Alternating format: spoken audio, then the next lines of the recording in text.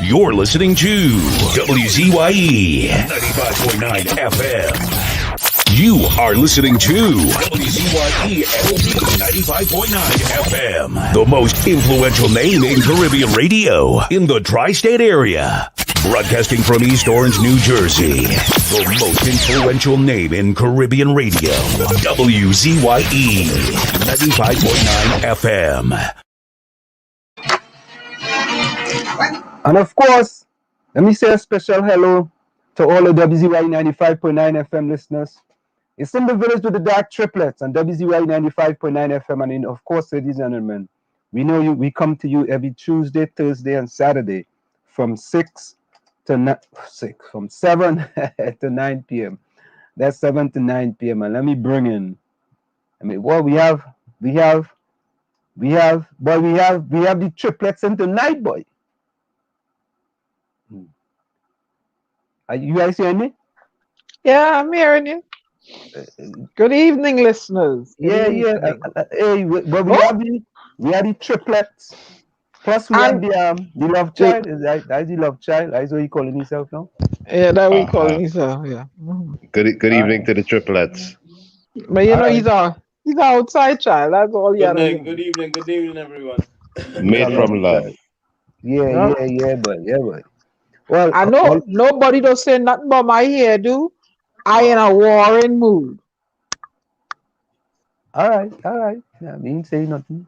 I am nothing to say. You know. Well, I kind of loving it. You know what I mean? I love it. Yeah, Gary say he loving it. I in a warring mood. You see when the Apache and them wanted to go fight, they shave one side and they put a thing on the side of their face. And in a warring mood today. So I showing them. I say, look, this guy. She moving to the right. she moving to the right. But it's funny. Well, it's kind of funny, right? So the part chinking we are, but the sensor, yeah. It's just like what the Ministry of Health do and the Ministry of Finance and the Ministry of National Security and the Prime Minister office. They don't want us in the part of the press conference. Well, the Ministry of Finance did give us an opportunity once, but as they say, they give you something in one hand and they take it away in the other hand. But that ain't gonna stop us. That is okay. It's only we go get back. We in Facebook jail, people. we WZYE 95.9 FM is in Facebook jail. I guess, I don't know, maybe we might have played some music and we wasn't supposed to play it, or we might have said something that we wasn't supposed to say, or something else might have happened. But that's okay, man. Life goes on. We still here, we are alive, we kicking. And what doesn't go ahead. Right, and what doesn't kill you makes you stronger. Correct is right, man. Correct is right. We ain't worrying. We ain't mixing matters. We will still come. We are soldiers, and we have to remember that. Yeah, we will still attack with full force. That is all right. Okay. That is all right. And if they ban me from Facebook, we will come out on book face. Yeah. We will come out on book face. Web page too, we could launch a web page and this kind of. You already have a web page, you just have to feed it.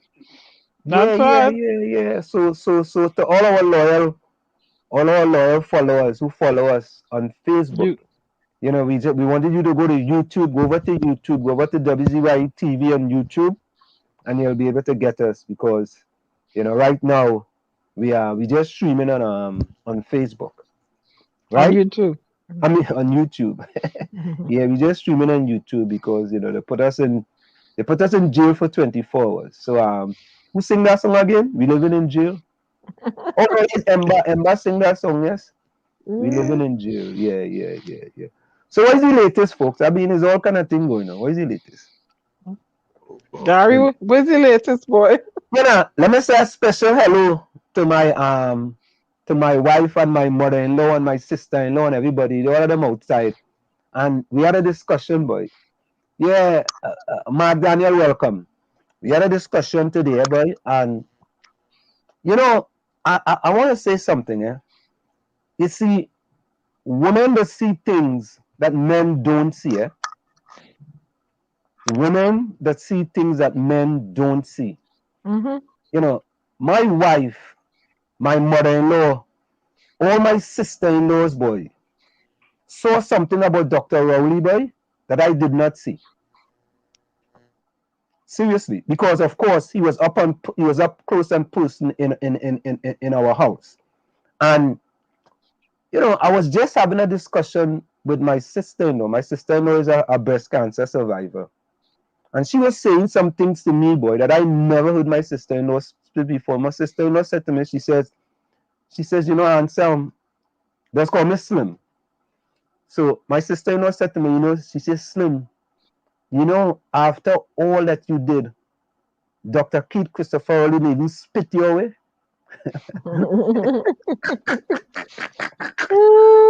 Oh God! Diana, Tommy, and Gary, I couldn't help but laugh. She said, Dr. Rowley didn't even spit your way. I said, well, when you could put it in that way, and she's a doctor to her, she said, Dr. Keith Christopher Rowley Anselm didn't even spit your way. She said, Slim, I remember all them mornings you used to be coming home 2 a.m. in the morning. You used to be going to Brooklyn all them days, all them things, all the things you was doing, and the man didn't even spit your way, boy. Spit. And when she says spit your way, of course she grew up in Mento Ali Lavantil to her. So, and them know the fight that I was fighting for the people of Chumakak Lavantil. You know, with respect to the abandoned buildings and the building that wasn't painted and the Lavantil to Wall Street Empowerment Center. They never say spit your way. When she says spit your way, she didn't say spit your way for something personal. You know, like a CPEP contract or a URP contract or something like that. You know, but that was a very interesting discussion, and I never really understood that my sister-in-law, my wife, my mother-in-law, and all of them, you know, was looking on so keenly and intent, because they know when I dedicate myself to something is 150%, full stream ahead. You know, so sometimes we as males, you know, women see things that we don't see, you know, and I guess I just didn't see it. But you know, hey, life goes on, and tomorrow is going to be a better day. What it is that we critique a politician, a woman, and it is proven that if a politician is not well liked by women, he's never successful in the political arena. Is that true, Diana? There's a science that proves it. Yeah. Really? If he's a politician, and let's say he might be incumbent, and he does something, and he loses favor with the female voting populace, he's a goner. You think Dr. Rowley has lost faith with the female populace in Trinidad and Tobago? But look who is the working thing, who we send home, who in the house catching the tail with children? Who in the house? Is them single women, and you know, working this the what you call it, the, for lack of a better word, you know, the parlors and the shops and the, you know what I'm saying? And the mall and whatnot. But Go the ahead, narrative, Tommy. but the narrative seems to override what is being done, because when you hear what they are saying, they still believe they're being kept safe. So there it is. But Anselm, ungratefulness was not over here, you know. So don't worry. you know, I wouldn't lie. You know, my sister-in-law said that to me, right? She said that to me because they know, and let me put this up, they know that when they saw me doing all the things they was doing, and it started in 2009, It started in 2009, whereas, I mean, and the kind of dedication that I was, you know, devoting myself to that, you know, I mean, they saw firsthand, you know, and Mashur 𝗪𝗶𝗹𝗶𝗴𝗲 Arnold says, when your intentions are pure, you don't lose friends, they lose you. Very good. You know, and it is something that I never really, you know, Tommy, Diana, and Gary, right? And Gary was at my home too as well, right? You know, when I was doing this thing here called, you know, I mean, I was the one that started PNM International.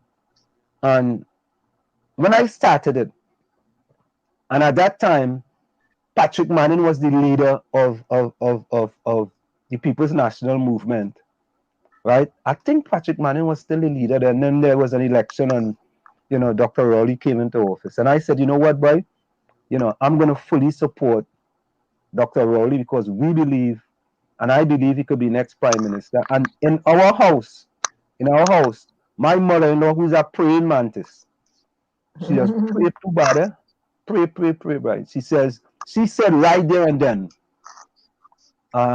Dr. Rowley, you'll be the next prime minister of Trinidad and Tobago, right? That was when he was in opposition, right? So they saw firsthand the things that I was doing with respect to working in the vineyard, and when you toil in the vineyard, right? You don't expect, I never expected anything personal. I never wanted anything personal. Never wanted anything personal. I wanted more things for my community of 𝗪𝗏𝗪𝗏𝗃𝗏, because God gave me the strength, energy, and wisdom, to have done okay by myself and my family. So it never was about me. And I have a friend who really don't know me. He doesn't even know me. And that's the next thing. People just talk about you and they don't even know you. Right? Think about this, boy. A lot of people like to talk about you from what they hear other people saying about you. They don't know you, but they want to talk about you. Right? So this friend of mine on social media today telling me that, I am into me. I am into me. But Diana told me, and girl, may I tell you something? If you don't love yourself, who's gonna love you? It starts with you. It starts with you. No, if you don't love yourself, who's gonna love you? Boy, Well, I having too much fun sharing licks, boy. I having too much fun sharing licks. I don't even think about myself. No, but Gary, you have to. At the end of the day, we are all as human beings, right? At the end of the day, all the sacrifice we make for other people, we make a lot of sacrifices. You see, but people doesn't know. People doesn't know. And when you tell people the things that you do, they say, "Oh God, look at he or she bragging and boasting," right? And when they don't know, they just tell it, "Oh, you don't do nothing." Yeah. Who would believe the kind of time I put into this trying to citizen issues? Who would believe the kind of time that I've dedicated to listening to the cries and tears of our people all 2-3 o'clock in the morning? Who would believe I am non-stop available consistently to our people all the time when they're crying out and they need help with exemption and stuff like that? Who would believe that? I mean, I have a trail of messages, but who would believe it? The amount of time that I spent in this thing. This is what now, 16 months? 16 months of non-stop action. People from Saudi Arabia, China, you name it, Pakistan, you name people all over the world. Who believe I've involved so much in this thing? They will say I'm making up this story. Like your friend want empirical evidence. But Anselm, yeah, there was a fellow back in the olden days. His name is Socrates, right? And many felt that Socrates was making the young men of the next generation question Athenian tradition. Anselm, what you're doing, and you've brought us into the mix, is simply questioning the day-to-day operations in Trinidad and Tobago. You're challenging the go along, get along gang, and we're bringing, hey, what's going on here? You're questioning things as they've never been questioned before. And in doing this, you're making some members of the Trinidad and Tobago society uncomfortable. Correct is right. Correct is right. You're right. When you're right, you're right. And I know that's a difficult thing when you start to make people uncomfortable. You know what I mean? And you start to ask certain type of questions. You know, they're not happy that you asking them questions. But listen to this, eh? I said, and I want to expand what I said, eh? I want to expand what I said. Because every single week, something more wicked and evil happening in Trinidad and Tobago. So Exactly. I said that this government is wicked and evil with respect to exile and stranded citizens. Eh? I want to expand that to say that the government of Trinidad and Tobago is wicked and evil with respect to the poor, disadvantaged people in Trinidad and Tobago. And let me get the meaning of wicked. Eh? Evil or morally wrong. Right? So if I said the wicked and evil, I already put wicked is evil or morally wrong. Right? Wicked, intended to or capable of harming someone or something. The government of Trinidad and Tobago under Dr. 𝗪𝗏𝗏𝗏𝗏 have been harming poor people in Trinidad and Tobago. Right? And when you are doing that, you are wicked and evil. And let me go on, extremely unpleasant. When you could allow WZYE to go and cut off poor people water in a pandemic, it is extremely unpleasant. Therefore, you are wicked and evil. When you could send home 30,000 the poorest of the poor workers in Trinidad and Tobago, CPEP, and you cut their salary, and you don't take a cut in your salary, the government of Trinidad and Tobago is wicked and evil. It is a wicked and evil government. And I will go as far as to say, in the history of Trinidad and Tobago, this government under Dr. 𝗪𝗏𝗏𝗏𝗏 is the wickedest and evilest government in the history of Trinidad and Tobago because of the meaning of wicked, evil, or morally wrong, intended to or capable of harming someone or something, extremely unpleasant.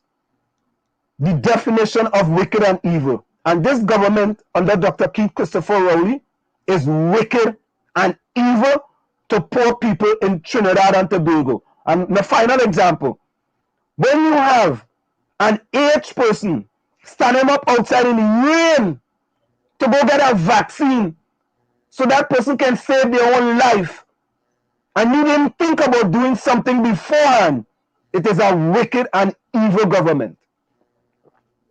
But there is no shortage of resources. We have all accommodations there that taxpayers' money spent for. They just don't care to utilize it. They don't want to advise.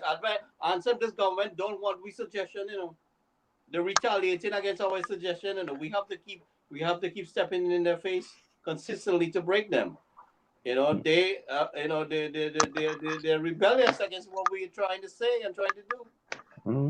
But why couldn't the schools that are closed down now?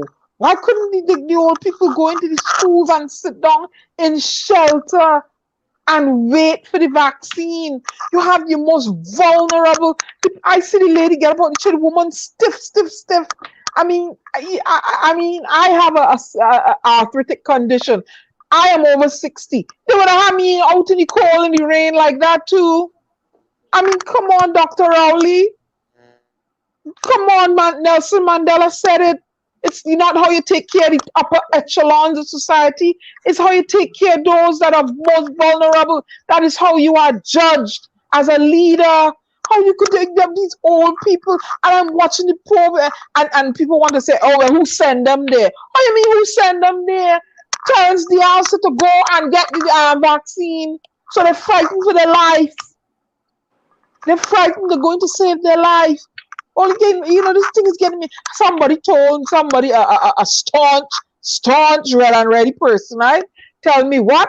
I'm biting off more than I could chew. I need to take a tile and dance and whine on the tile. And I'm like, wow. And this person is over 70. Yeah? I'm fighting. You got, come on. You could have said, I said, we ain't got no schools nowhere. And you could have put these old people in. Nobody cares.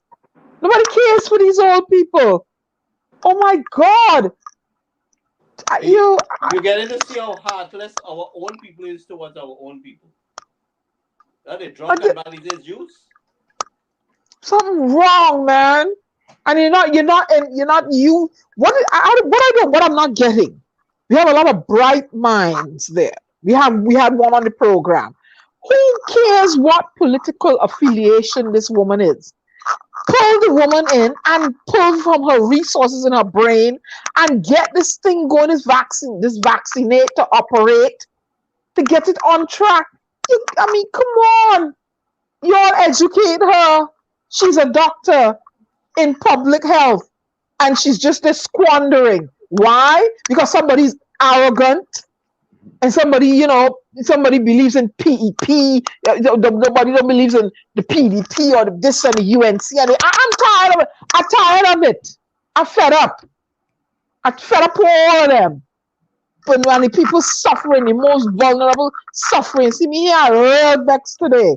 I am the voice of the oppressed, and I'm going to speak like I'm oppressed today. I'm real vexed today. I'm not going to swear, but I'm upset, I'm mad, I'm angry, I'm tired, I'm fed up. Fed up with all that nonsense in Trinidad and Tobago. Tired now. When you talk up now, somebody wants to attack me and tell me to dance on a tile. I'll whine in the whole dance hall for all you. But you see how they keeping Minister Hines out of this press conference also? You guys see that? Because he interacting with us. Nah, but Xiaotong is in the Prime Minister office, man. Yeah, and he's not the Minister of National Security. Xiaotong is still driving from the back seat. Xiaotong is still running the show from behind the scenes. And out of the office of the Prime Minister. The Prime Minister is put in there to be in control still. He's still calling the shots. You want to listen to him or what? You want to listen to what he had to say? Let me listen to him. Let me listen to what your man had to say, bro. Okay, just to clarify the times for the last weekend in June that the Prime Minister, you all will recall at the start of June, what we did is we went with the curfew times, reduced time, a longer curfew time on the weekends, from 7 p.m. on a Friday to 5 a.m. on a Saturday, 7 p.m. on a Saturday to 5 a.m. on a Sunday, 7 p.m. on a Sunday to 5 a.m. the following day. It is only on the first week that we had 2 public holidays that we took a decision to go from 5 a.m. to 10 a.m. on that first public holiday till 5 a.m. the next day. So, Prime Minister, for next weekend, is it that we will go the 7 p.m. on the Friday into 5 a.m. on the Saturday, 7 p.m. on Saturday into 5 a.m. on Sunday, 7 p.m. into Sunday into 5 a.m. on the Monday. It is not what we're experiencing this weekend because of the public holiday today and then the decision for us to just try and slow things down this weekend. So the shortened times the Prime Minister was talking about, or the longer curfew times would be 7 p.m. into 5 a.m. All right? And I trust that is clear to everybody and anybody who's listening. But let me ask a question. Mm-hmm. Why the hell you had to get Xiaotong to come up to explain that? Thank you. Why the hell you had to bring Xiaotong to explain that? He's the Deputy Prime Minister. He is. He's PM in training. Well, Xiaotong could never be Prime Minister of Trinidad and Tobago. Well, never. I wouldn't comment on that. No. Don't worry yourself. We will put it out in the universe. We put it out in the universe. Yeah, boy. We can't have China marching all over the world and China man suppressing. Yeah. We put that out in the universe. Oh God, no. We're debunking that right now, boy. Well, well, the Chinese pandemic is in full effect, you know. Yeah, we're putting that to rest right now. So, all right, so listen to this other young lady with respect to the curfew. I'm Jay. So you tell me what happened to you this afternoon and how come you end up on High Street, San Fernando? Boy, to be honest, the church had some food giveaways, right? And it had people that I know that going through a little rough patch. So I decided to come, and in order for them to get the food, I have to sign for it. So I went to sign for it by my church, and in delivering it off now, get caught up in the bumper-to-bumper traffic because it was really bad. When I tell you really bad, really bad. So it's like, you sit down in traffic and you're thinking, you're watching the time like, wait, I ain't gonna reach. Ended up now having to, from Port of Spain, have to go 𝗪𝗏. From 𝗪𝗏, have to pray to God. And because of God, I ended up getting a car to come down to San Fernando. And that's how I reached down here. And where's your final destination? My final destination is Point. And God knows how I'm reaching it right now. What they could have done is, being today Friday and Father's Day weekend, just put the curfew to 9 o'clock and make sure everybody get inside at a safe time, because it's not only the know, because I coming on the road and they had lots of cars on the road. Police, it have police too, but they just not stopping nobody. Because they are not must tell themselves, well, here what? We have idea what the people are going through. Because I telling you, watch, supermarkets still have people now coming out the doors as I driving coming on the road from 𝗪𝗏 to down here. So and as I tell you, they should have put it to 9 o'clock and tell people here what, we giving only a little leeway for lockdown for the weekend. Because there are a lot of people stranded. I have seen a lot of people stranded. I am one of them. So come on, man, you only want to curb the thing, at least give drivers a little pass to work up to a certain time. And after that, if you catch yourself on the road after that time, well then that's your business, how you reach home. But come on, today Friday. You're stranded. My name is 𝗪𝗶𝗶𝗵𝗏, and I come from Point Fortin. Going to work in the stadium in Port of Spain. It had traffic because of roadblocks coming from Point Fortin to San Fernando, and I reached here after 6. There have no cars, as you can see, and I stuck here until a car comes, or I had to go by the police station until. Hopefully I can get a car, but I don't know. I really don't know. They should have put more things in place for people who had to work, or I don't know. So, hoping by the next holiday or the next lockdown, at least they could put things in place. People who had to work far and who had to work, who is essential workers and who had to work far, they could actually have taxis who have the passes could pick up people and drop people home. Cause I can't even go home. I can't even go back in. I can't even go home. I can't go in town. I stand here until. So I don't know. Stranded in Trinidad. Yeah, stranded in Trinidad. What I can't figure out is why the road blocks. Yeah. That young man has more brains than the Prime Minister. You see him there? Yeah. Oh Lord. They recruit him. That boy has some brains on the shoulder there. Oh God. They just oppression all along. I tell you, wicked and evil against the poorest and most vulnerable people in the society. All you ever see since this thing started, all you ever see any video with anybody, any other rich people having any problems? Nope. Anybody ever seen any video from Westmoreland, or if we go in Varston, or them having any type of problems? Nope. Boy, they might get police escort to go home. What are you talking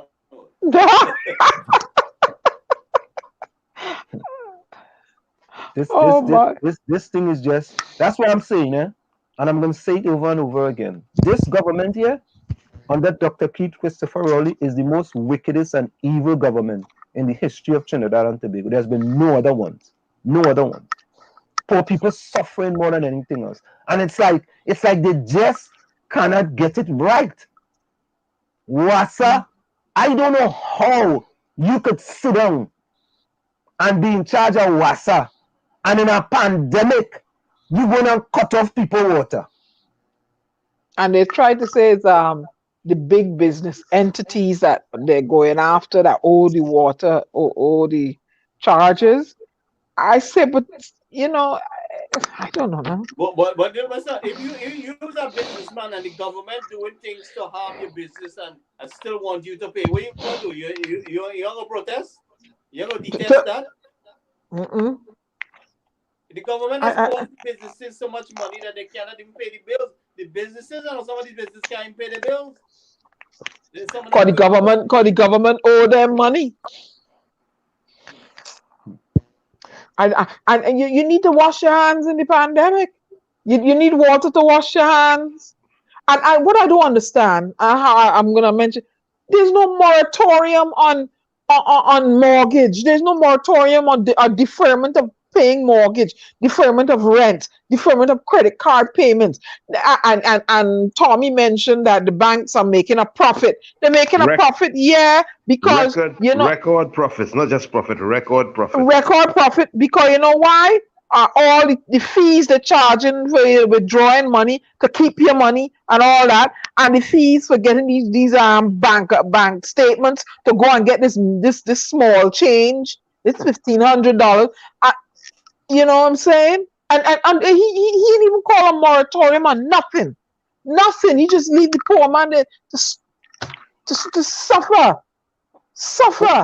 Well, Diana, I think I did see something somewhere where the central bank had spoken to the banks, and the banks were supposed to be doing something, right? When? But it's supposed to happen all now during the pandemic. But it just seemed that the banks said, well, later fall year, we had to do nothing all they talk about. But then the prime minister's supposed to put his foot down. That's your people.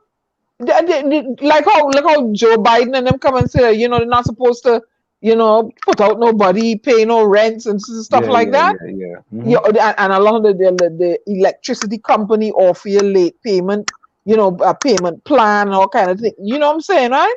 Mm-hmm. Nothing. I mean, come on.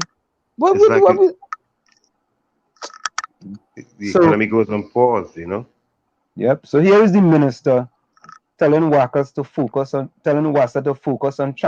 transformation after the fact. After they don't want to cut people water already. Here he comes. Marvin Gonzalez says he does not agree that the timing of the disconnection drive being undertaken by the Water and the Sewerage Authority is right. Following a meeting with WASA's board on Friday morning, Minister Gonzalez shared his thoughts and recommendations given to the board. And we did express our views, and we expect the executive director and the board to act accordingly, taking into consideration our concerns. And I can tell you that our concerns are very much in alignment with other members of the board. He said the issue of debt owed would be addressed in the transformation strategy. This even as he noted that the disconnection drive is an operational function, which is the responsibility of WASA's management. We've asked them to don't lose focus on specific issues of dysfunctions in WASA. The transformation process will take care of that. And earlier today, TTT News spoke with Customer Care Director at WASA, Alan Poonking, on the utilities disconnection drive. He explained that WASA needs to collect revenues just like any other business to continue providing service. We have a wide cross-section of customers who have their rates outstanding, and the initial customers we looked at are in fact going for a number of years, so this is even pre-pandemic. And when I say a number of years, we're talking of between 8 and 10 years in some cases. And when we have turned up to disconnect, 1 or 2 of them have come in and paid their bill in full, showing that they had the capacity to pay, but just were not paying WASA. So those funds that were out there, we could have used to continue our service. Our mission, or what we are about, is not to disconnect customers. We want to collect rates. So again, we encourage customers to come in and pay the rates. The debt recovery action started on Wednesday, June 16, with the disconnection of several customers in Barataria, San Juan, and Shogunas. Mr. Poonking said he is aware that some people are being billed and are not receiving water, but said they do have recourse. WASA provides water and sewage services, which, as you would know, would involve expenditure on our part for goods and services for us to provide that service.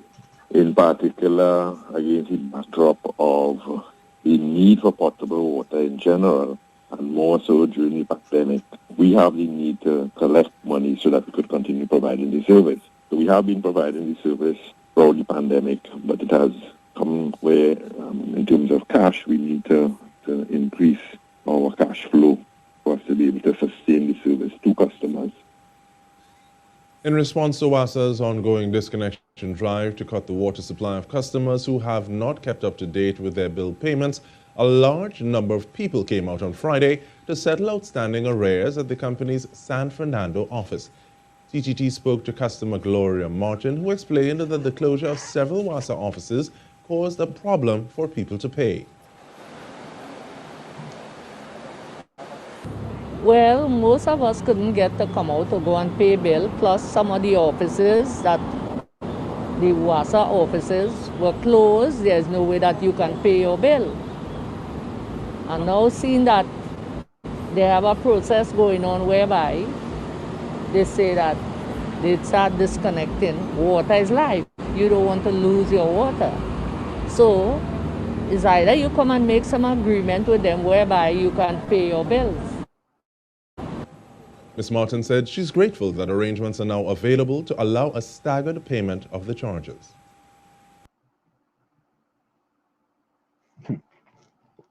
You know, another super spreader, you know. Oh, you picked the words from my mouth. Another super spreader. Another super spreader. You took the words out of my mouth. So Mark said that ain't happening here. What? Mark, what do you mean? It says that ain't happening here. What? Yeah. What's not happening? Yeah. No. So another super spreader. Another super spreader. You know.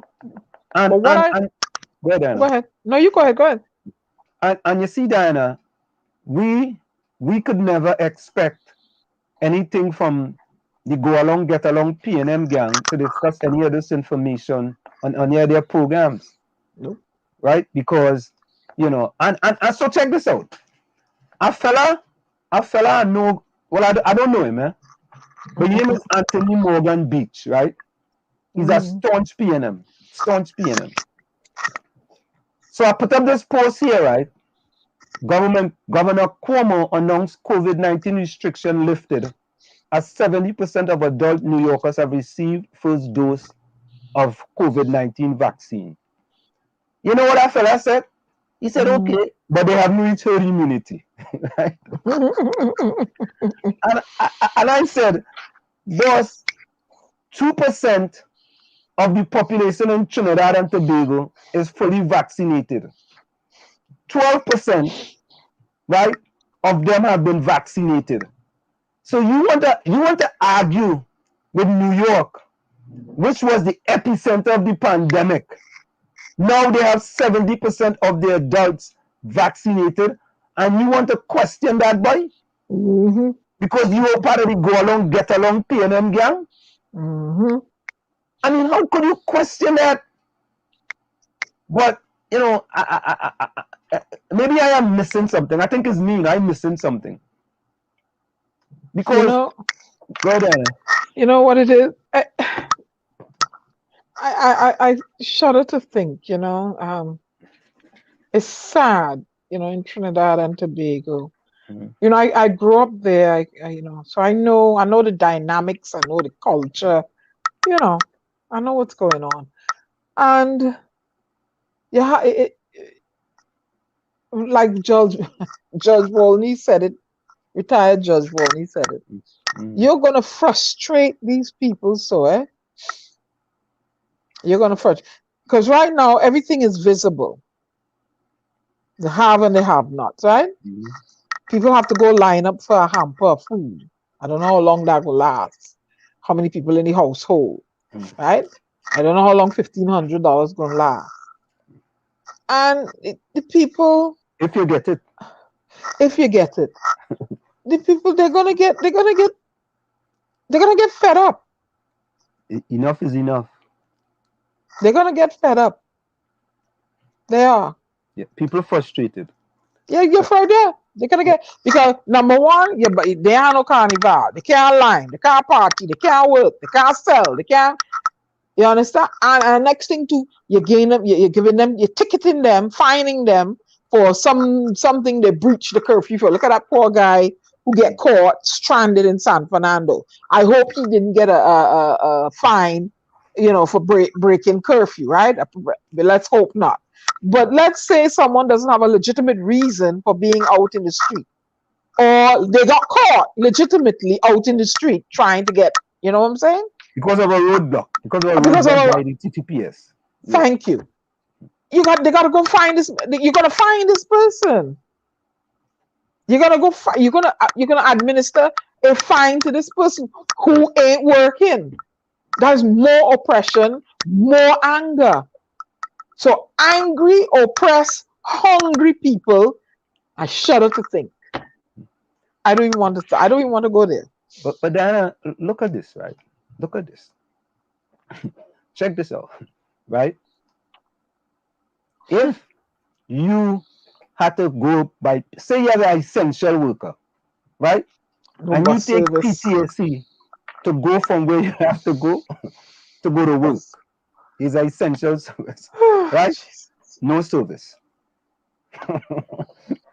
who running the country? Notice of no service. No bus. There will be no service on Saturday, 19th of June, 2021, and Sunday, 20th of June, 2021.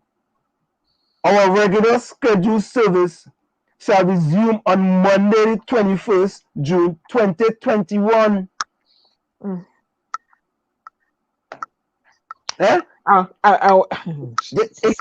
Listen, I go back again. Wicked and evil. And listen to this, there might be a possibility it's not the government doing it, right, per se. But the things happening under them is wicked and evil. They are doing wicked and evil stuff, so the people else, the fish don't rotten from the tail.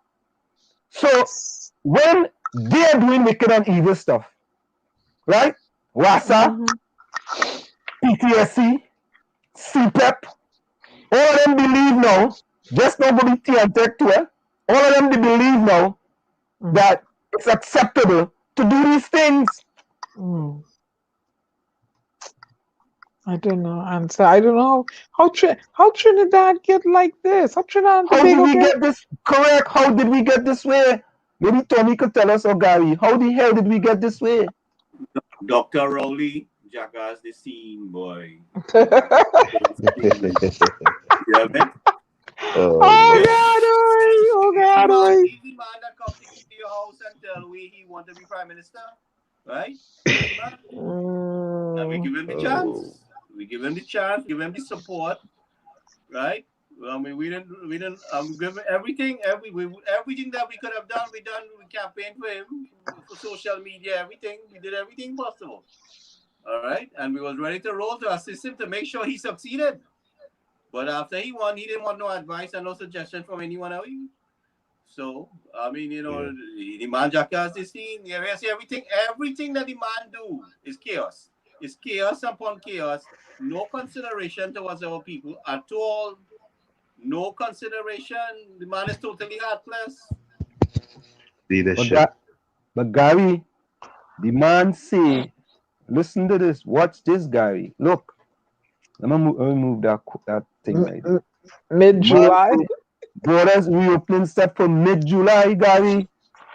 Come on now, Gary. There's light at the end of the tunnel. Just hope it's not an oncoming train. till he pull it back again. Listen, there's light at the end of the tunnel. Just be careful.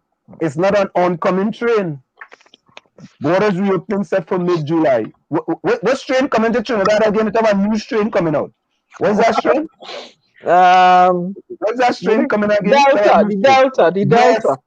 Delta train coming on a Delta airplane. Yeah, the Delta train mixed with India, and there's something else he was saying there, and then now with the Delta train coming just now to Trinidad. Watch it. And now when that Delta train coming, you see that? That July 2022. But that's why we hear America talking about the Trinidadian strain, and you go hear that strain mixed with some doubles and bacon, and some current beer, and you gotta keep Trinidad out of America and the UK. You know what I mean? Oh God! And then they don't want you coming if you had the Sinopharm vaccine. So there. Diana, you're going. You listen to the Prime Minister opening the borders now. Let me listen to what the Prime Minister have to say. Hold on. Let me listen. And that would take place in the second week of July, right? Somewhere around the second week of July. We are still on track for that. We still expect to be able to do that. Carl and the ministries have worked out the arrangements, and during the coming week, the relevant authorities will tell you what the conditions are, and we are preparing to have scheduled air service into Trinidad and Tobago and operate the managed border. The open border is not a free-for-all. It would be a border which would be open for activities.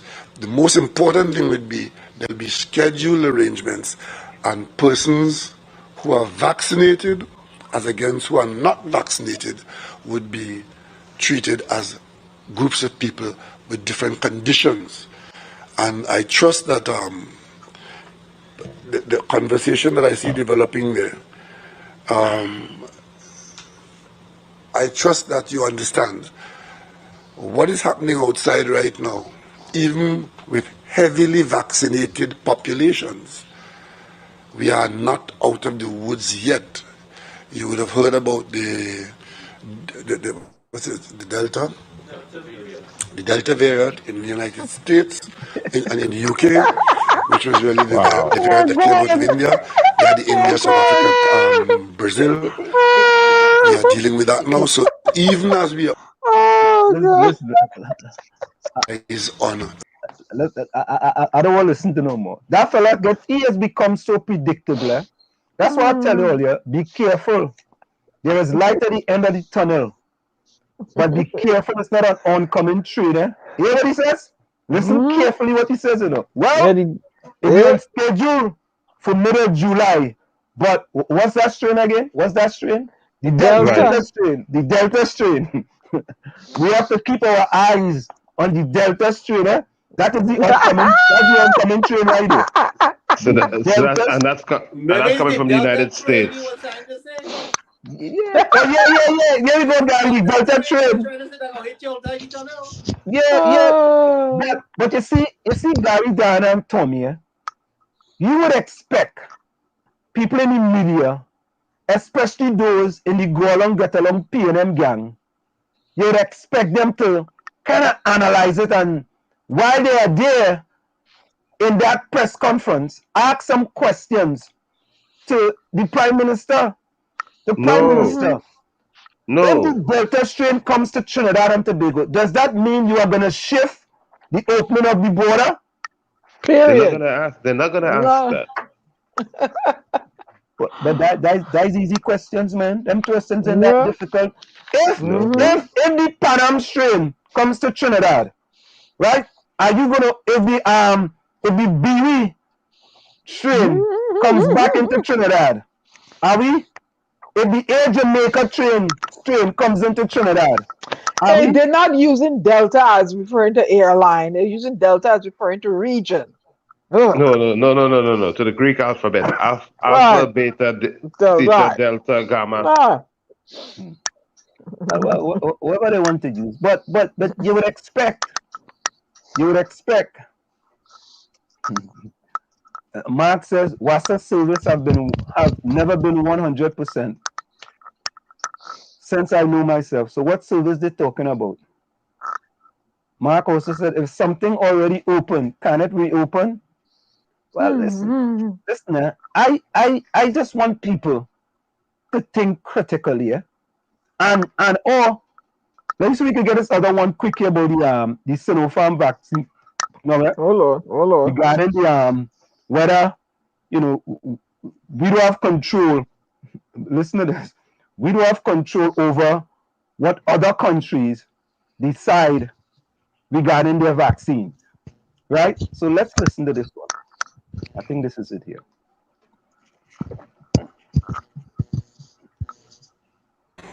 You remember when AIDS was the big thing in terms of human infection?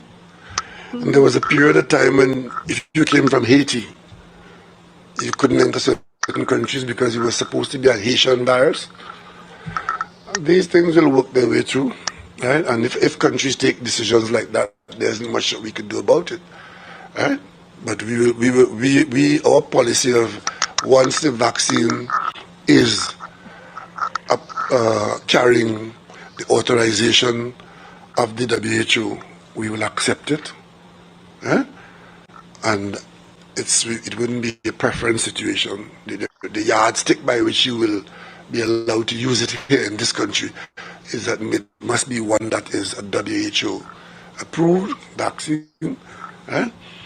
And of course, if our people go abroad having used WHO vaccines, eh, we will then, because you see, if you don't do that, it becomes unmanageable, because you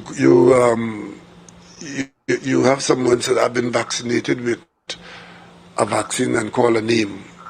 What are you going to do? Says you don't have any information on it. You didn't do any tests on it. Nobody has certified it. So you can't just say, okay, since you say you're vaccinated, you go ahead.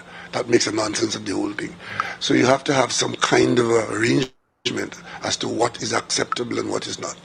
And of course, I started out by saying, well, we have a policy in this country which is in place.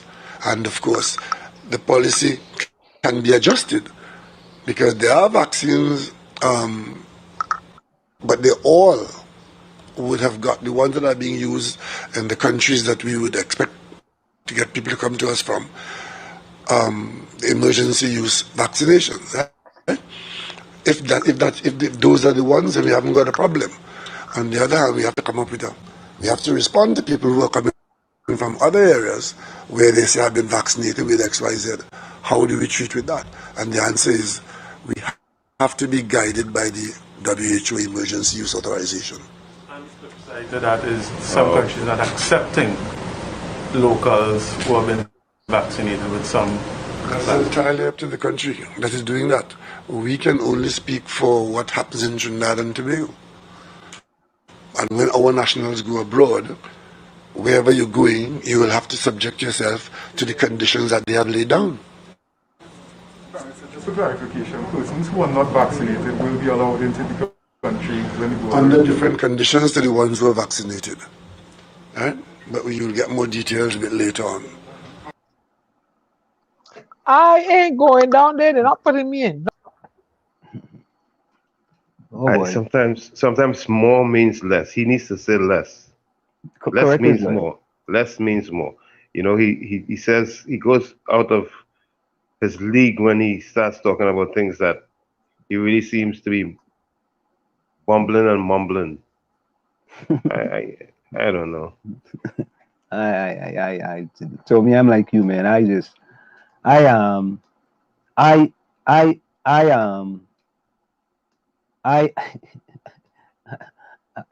don't know, man. I don't know. What he just said there, I mean, what he actually said is that people in Trinidad and Tobago have no choice with respect. Well, they have a choice. They had a choice with AstraZeneca at first. And now they don't have a choice with respect to which vaccine they receive, right? It's Sinopharm. It's Sinopharm or no farm. That is it. They don't have a choice right now. So if another country decides that you can't come here if you are vaccinated with your only choice, right? That was because of the choice that your government made. Your government made that choice. They made that choice for you. So that means to say, based on that choice now, you might not be able to leave Trinidad and Tobago in the future. How many government officials are taking that Sinopharm vaccine? That's what I asked the last time. That's a great question. But how come nobody in the media don't ask the Prime Minister that question? How many people in the cabinet have been vaccinated? How many? I mean, that's like a straight, that question is not difficult. Cindy, welcome. You know, that question is not that difficult. That's not a difficult question. Of course, folks, it's In the Village with the Dark Triplets on WZYE 95.9 FM, and we come to you every Tuesday, Thursday, and Saturday from 7 to 9 p.m.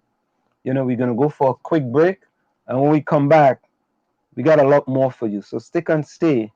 There we go. And Diana, I'm so scared of playing them other songs now. Eh? So when we put up that, you know, we don't own the copyright for these songs. We're going to start that next time. We're gonna start playing all those music because, you know, now that we in Facebook prison, Facebook jail. But let's explain. I'll come and talk to the government of Trinidad and Tobago a little bit.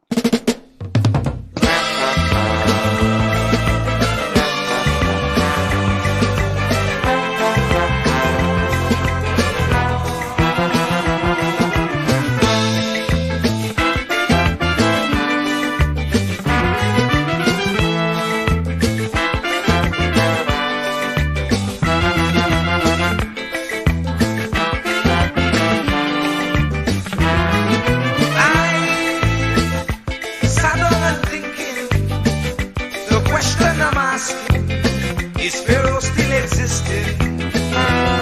As he before, resembling an Israelite, not being treated right, enslaved day and night. Oh, we just can't go on this way. We just can't go on this way. Please deliver us today. We just can't go on this way. We like the Israelites still in pain. We just can't. And of course, let's go for a quick station identification break. You're listening to WZYE 95.9 FM. You are listening to WZYE 95.9 FM, the most influential name in Caribbean radio in the tri-state area. Broadcasting from East Orange, New Jersey, the most influential name in Caribbean radio, WZYE 95.9 FM. And of course, we are back with you. It's In the Village with the Dark Triplets on WZYE 95.9 FM. We come to you every Tuesday, Thursday, and Saturday from 6, I'm going to keep saying 6, from 7 to 9 p.m. That's every Tuesday, Thursday, and Saturday from 7 to 9 p.m. Let's play quickly another video from today's press conference by the Prime Minister.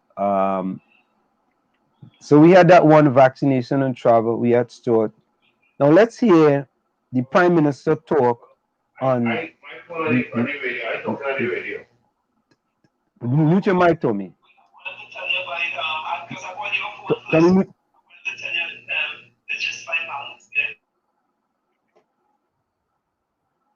When you're home and told not to go to work, and you are also on the government payroll in the parliament and you have nothing to do, you could get involved in all kinds of things, you know. It just keeps the mind going. There's nothing to clarify because it was clarified from day one. But you know, it was so simple, so straightforward, and because you're predisposed not to believe, because as I said before, in this country, especially now, people have been so accustomed to being lied to that when you tell them the truth now, as I've been telling you all along, you have a little difficulty dealing with it. That gift of the 400 doses to vaccinate 200 people came to the government for permission to accept the gift. A department in the Ministry of National Security, their colleagues who they work with in the United States offered them that handful of vaccines. They didn't accept it. They came to the government and asked, as they normally would do, because government departments don't accept gifts left willy-nilly all over the place. They have to get some authorization. That authorization was given to accept it for that purpose. So it starts with that. And for those of you who raised and made a big issue of the fact that I didn't raise it here, and it got front page about hush hush and secrecy and curious, I'm glad you had something to put on your front page. Because clearly, if I had mentioned it here, you'd have had a blank first page. I could not have mentioned it here last Saturday because after the government gave the approval for the department to accept the gift, no information came back as to when the gift would actually be handed over or when it would actually arrive in the country. So when I spoke here at 2 o'clock last week, I had no idea where the gift was. What I did know is that an offer was made and the department here was authorized to accept it. It was later in the night that I discovered that whoever had offered it actually brought it. Yeah? And in so doing, they brought it into our normal entry system. And I see all kind of conspiracy theory, right? Because somebody was trying to sneak in. But there was no sneaking it in. If we had said no to it, we would have said no to 400 vaccines. Just 400 more than we had. And of course, it turned out to be Pfizer vaccine. And of course, as you know, some people feel that Pfizer vaccine is the Rolls Royce and you have to get that. There was nothing to it. And there was no secrecy. As a matter of fact, the last I heard about it, it went through all the clearance processes and got into the hands of the National Security Department, and they would have used it. Yes. It was used up under the supervision of the Ministry of Health. So what is the problem other than the conspiracy theorists had to have something to do because they were just idle?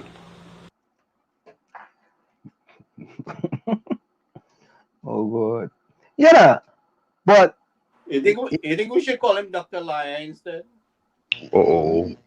He could spin anything. He could spin anything around, you know. Ansem, take it easy on Anything him. around. Gary, take it easy on him. Take it easy. I don't know. I thought the CMO had said that the vaccines were in the position of the Ministry of Health. I'm sure I heard the CMO say that. Conflicting stories. That's all I'm saying. That's all I'm. Huh? Come back with what you said? The CMO had said those vaccines were with the Ministry of Health. He just said the vaccine was with the Ministry of National Security. The Ministry of National Security. So listen, man. I don't know what else to say, man. I don't know. I don't know what else to say. You know what I mean? Well, I mean, looking at the body language of the man alone, doesn't it tell you that, I mean, you know, he's kind of like making up things as they go along? Listen, I don't know, boy. I am at a loss for words with respect to this government. I have to be honest, man. I really at a loss for words. It's like, and Gary, to be honest with you, during and look at this one here. We running out of vaccine. We running out of vaccine. TNT running out of first dose vaccine. 6 p.m. Oh Lord. Cindy Rampersad says, lockdown, broke down, sit down, not working out. Today we had 19 deaths and the positive cases are 330. Oh my and God. the borders closed. Right? So we're running out of first doses. Yeah, we government bury your head in the sand and leave the whole way outside to get knocked out. That's how the borders are closed. Right? Leave the back gate wide open. Close the airport and all the fences start open. The who can come and go as they want. Yeah.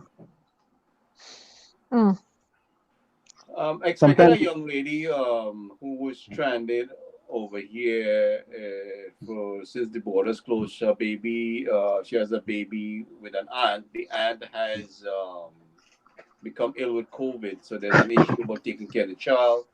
Also, a lot of my students from Barbados did not get to go on the flight today. As much as we sent the list for May and reiterated and everything, and So I am trying to sort out things. I mean, the Prime Minister office sent several letters to the Ministry of National Security in reference to that.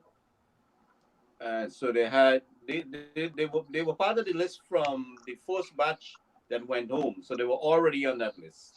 So I updated the list and resend it, and still our children there is kind of like really in disarray because they are so frustrated what to do next. So I am looking at some options, and I did communicate with the minister last night on the issue. So yeah, Gary. No, go ahead, Gary. Go ahead. Yeah. Let's see what plays out. I am looking at some options and to see what it will cost. If we had to get a private charter, a bigger plane, Dr. 𝗪𝗶𝗃𝗃 Hold on, Gary. is Hold on. dismissing report. Go ahead, Gary. Yes, I'm looking at some options and trying to see, because these kids are very frustrated. They were expecting to go home because they saw their friends when the last time I was able to help them get everything smoothly. Somehow somebody put some spokes in my wheels this time. Also, I have like 21 medical students in Jamaica that wants to go home at the end of the month. So hopefully borders open and I don't have to go through the hassle. So right now we got some young people that are very, unhappy in Barbados, and with their situation. The flight left today at 6 o'clock. The good side of thing is I was able to get one mother with her daughter whose mother is in the hospital in ICU. And so I'm happy to see that she gets home. She's finally getting a chance to go and see what's going on with her mother. Her mother is not speaking. I was able to get our good friend, our correspondent from Guyana, Chanel. She's on the flight, finally. But so we'll hear from them in a couple of days. What's going on. So that's pretty much I can think of right now. I'm just so frustrated with this government, causing so much chaos, man. I mean, it's really disheartening. So good things are happening in spite of all that's going on. Yeah, a few good things happen, but the majority of the students who were supposed to go on that flight, I mean, remember, they have to find accommodations if they don't make it when their semester is over. So, I mean, it's going to be costly. So I don't know what's going to be working out with them. So I'll try to figure things out. But the good thing is that, after so many months, and a few people get to go home.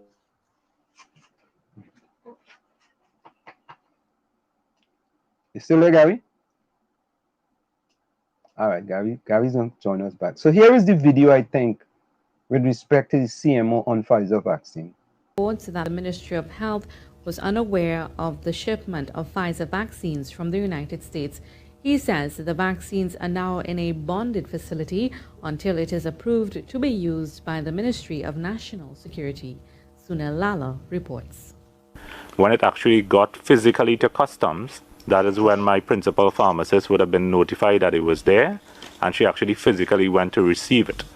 Chief Medical Officer Dr. 𝗪𝗶𝗃𝗃𝗃 says the Ministry of Health took control of the 400 Pfizer vaccines from the U.S. as soon as it arrived in the country. He adds that the vaccines are currently in a bonded facility and is awaiting documentation before it can be released to the National Security Ministry. We expect to get some information as it relates to invoicing, which is part and parcel of the importation requirements, and to the regulatory documents in terms of a clinical dossier, which will allow us to see where the Pfizer product was manufactured and all of that. It will be considered by the Drug Advisory Committee, and then we can say whether it is a vaccine that can be utilized in Trinidad and Tobago. Dr. 𝗪𝗃𝗃𝗃 says the National Security Ministry would have communicated with their counterpart agency in the U.S. for the vaccines. He says, though, that this is normal procedure, similar to this country receiving donations from Caribbean countries. There have been donations of multiple vaccines from different countries, as you all have known, over the last couple of weeks in particular. So there have been instances where we would have had short notice as well for those in terms of time. The donation from the U.S. comprised 80 vials of Pfizer vaccines. This is equivalent to 400 jabs, as one Pfizer vial contains 5 doses. Sonolala, TTT News. Does the Sinopharm undergo the same scrutiny as Pfizer? Yeah, maybe. The CMO got caught off guard too, huh? Yeah. So all I see, all I hear, right? All I hear is 2 messages, right? Oh God, I tell you, boy. Yes, boy. Every day is something. But by the time them vaccines get through, they might reach an expiry date. They got to be careful. Nah, they will jab somebody before then. They will jab somebody before then? Yeah. Yeah, they go jab them out. No, the way they just drag themselves in Trinidad, they drag to get something done. But the military is going to be different. So the businessman wasn't wrong when he said Pfizer vaccine sneaking in the country.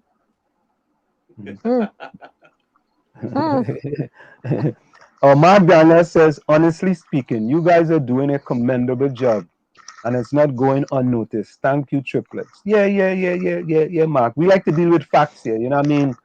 The Prime Minister say one thing, the CMO said something before, and then, I mean, and listen, this is what the media is supposed to be doing in Trinidad and Tobago.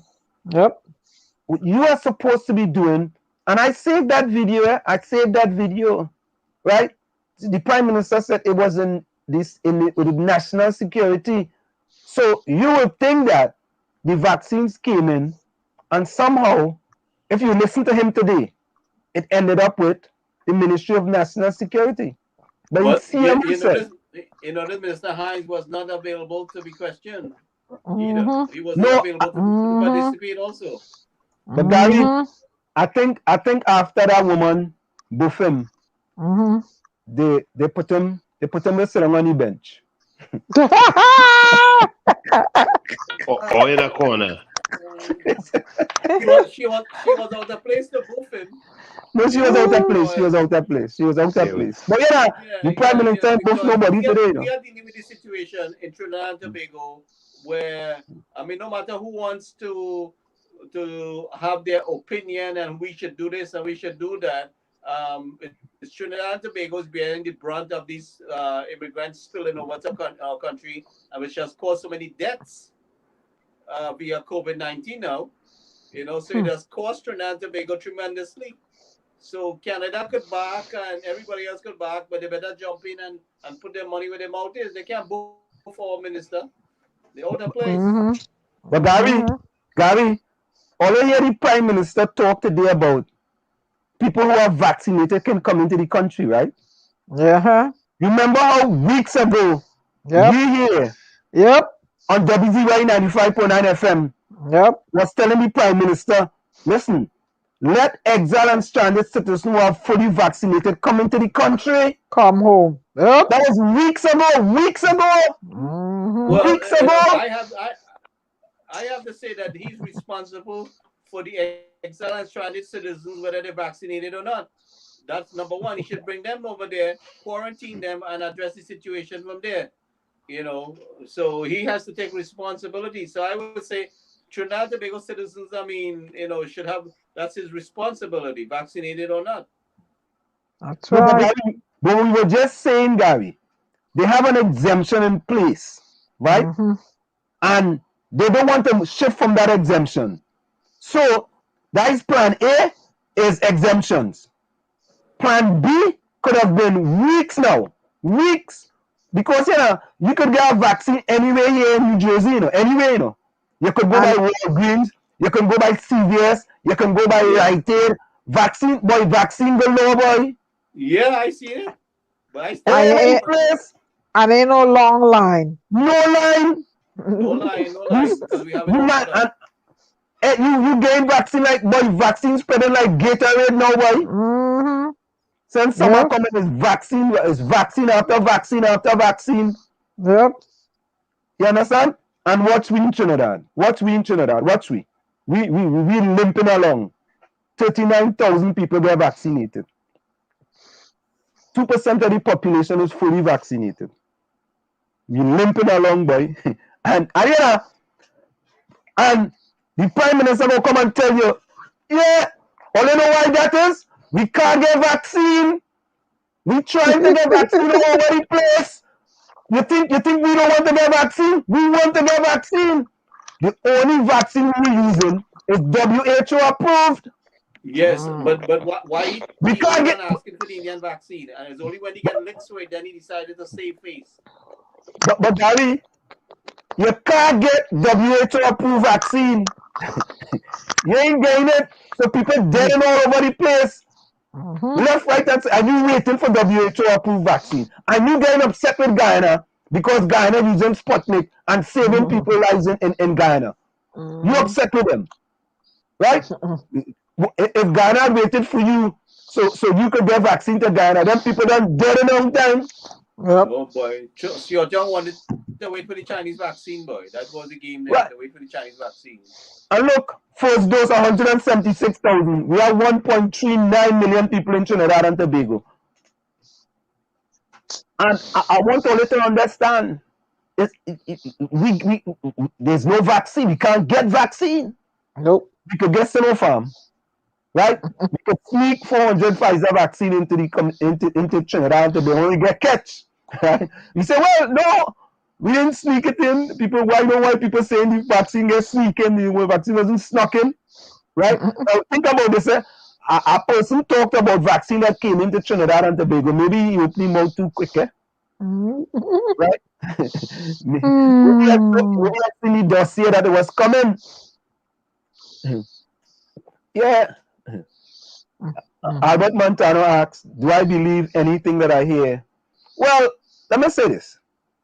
There are some things that you could believe. You know, like when they say the amount of deaths, we could believe that. Right? When they say the amount of people vaccinated, there's a possibility that, they ain't going to fudge them numbers. When they say the amount of people that have second dose, yeah, we could believe that. Right? When they tell us that PTSD shut down, right, and not operating Saturday and Sunday, we could believe those kind of things. But there are some things that they say that it's kind of difficult to believe. Right? So, and what happens to it is that, as I said this before, and I'm going to say this again, my mother-in-law, who is over here now, 33 years ago, she told me a liar has no memory. And when you tell a lie yesterday, you don't remember the lie that you have told. So the next day, you might give a different story. But if you are telling the truth, you don't remember what you told yesterday. So it is just every single day, boy, some kind of drama in Trinidad and Tobago. But in 2010 to 2015, that is the kind of way I'm talking about me personally now. That is the kind of way I felt that there was some drama happening with respect to the government. I just feel this time with the pandemic make it kind of worse, and the government of Trinidad and Tobago took Trinidad and Tobago from first to worse. Yeah, but what? In spite of the drama, the services to the people, was exceeded so drastically. I mean, with everything that you needed. I mean, so the people was being taken care of. There was an increased amount of food cars. There was an increased amount of job. There was an increased amount of the level of services delivered. Whether it's drain, roads, or whatever it is. Even over here with the consulates, I mean, you had superficial services there. I mean, they cut down the time for the passports, everything. I mean, it's just that I find like this government has given the opportunity, has taken us backwards 100 years. They shouldn't be. I mean, it shouldn't be like that. But they operated like how Trump operated. Everything that Obama did is no good. Everything that Obama did was no good. You know, we cannot all politicians to get away with that. Whether which party come into government and there's something good for the country, I mean, it should continue. You know, you don't kick out everything that because it's not your idea. If, up to now, I mean, they're not accepting anybody who's not part of their clan. And we saw that with But Dr. Fay. Gary, if 10 to 15 was as good as you said, they would have gotten another term. I was there on the ground. I lived it. They did some good, but wasn't good enough. Not only was it not good enough, it was just too much drama, too much corruption, too much bubble, too much, as we say in Trinidad, Who had more bubble. corruption than PNM for the past X amount of years that they run the country, Tommy? You see, Let's be realistic. For Gary, O'Halloran, I was on the ground. I knew. I was actually working the ground because I was very much active in the politics. And I'm telling you that if Kamala give with the resources that she came into because she was very lucky. The price of oil went through the ceiling. So she had a lot of resources to work with. And guess what? There was just so much going on that the whole country was getting. There was a lot of frustration because there was a lot to work with, and there was the management of the things. You know, it's not how much dollar you got for the oil, and it's how they mismanaged the resources. They mismanaged the resources. That's why we didn't put them back in 2015. Let's be really realistic. There was not suffering our people. There wasn't. Nobody was supposed to suffer because we were making money. The oil prices went over 120 a barrel. If you remember, oil prices went sky high. So, I mean, they had the resources to work with, except that they looted the resources and they just did so much. I mean, let's be realistic. That's why they didn't win the 2015 election. I was there. I was in Trinidad. I lived in Trinidad at the time.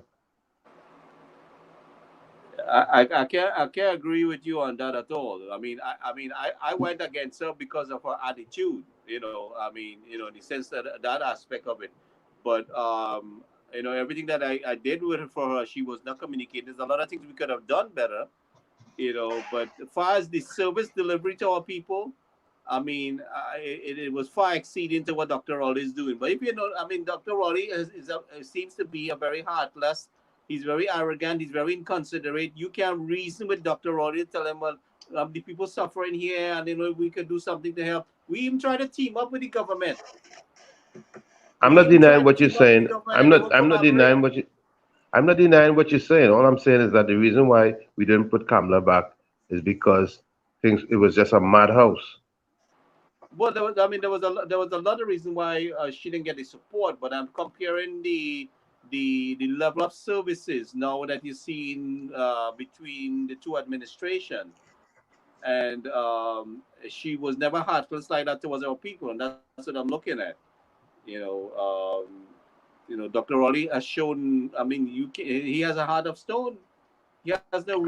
I'm not disputing that, but I'm saying that Kamala had a golden opportunity, and if she had embraced it in the right way, she would have been right back there in 2015. And tell me, a lot of people that undermine what she was trying to do.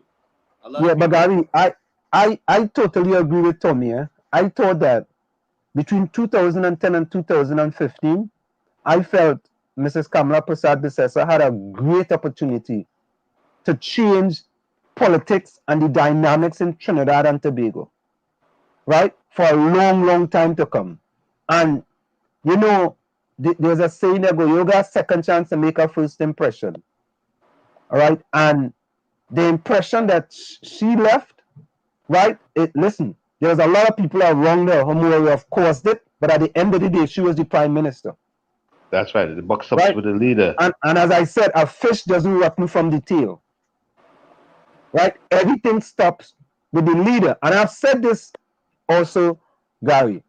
In 2011, that same abandoned building I've been fighting for, right, got destroyed in 2011. Yes, Mrs. 𝗪𝗶𝗹𝗵𝗴𝗲, who was the prime minister at the time, relocated those people, right, to other places. I think it was in 𝗪𝗵𝘁𝗀𝗽, right? Fantastic, great. But that was a great opportunity for you to change the dynamics of how people in Laventille Exactly. look at the UNC. The whole country. She would have been right there's a back lot there if of she had things. taken full advantage. And that opportunity, Gary, went a begging. And let me finish this, right?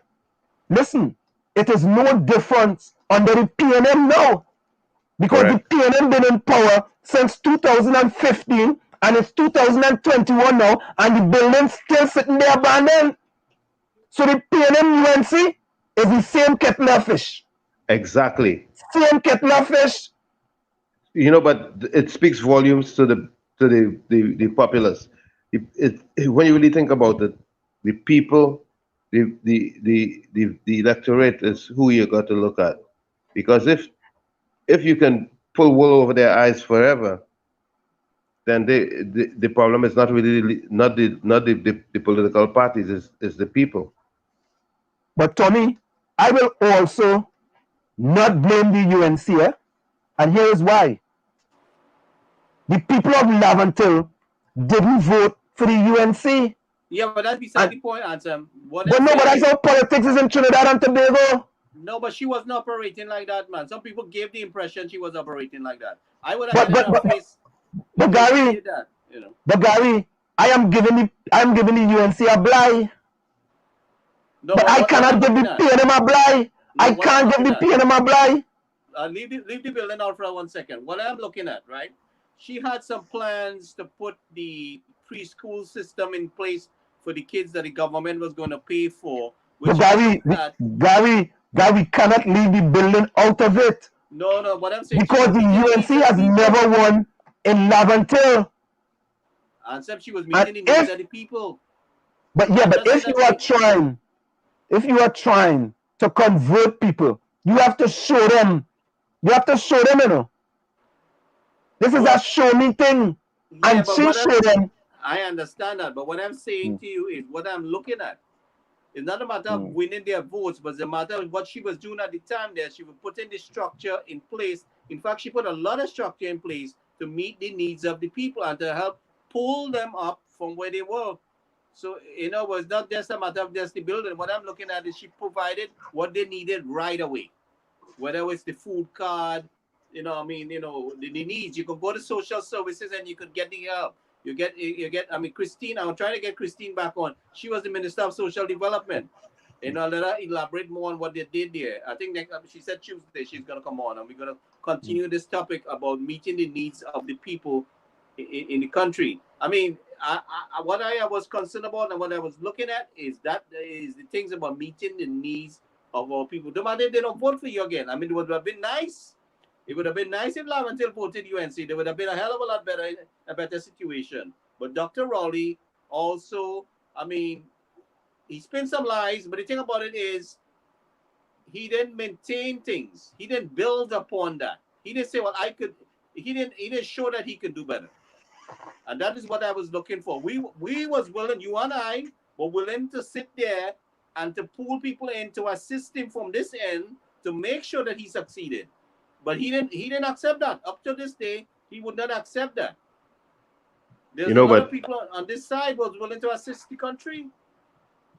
But, you know, John Quincy Adams says, if your actions inspire others to dream more, learn more, do more, and become more, you are a leader.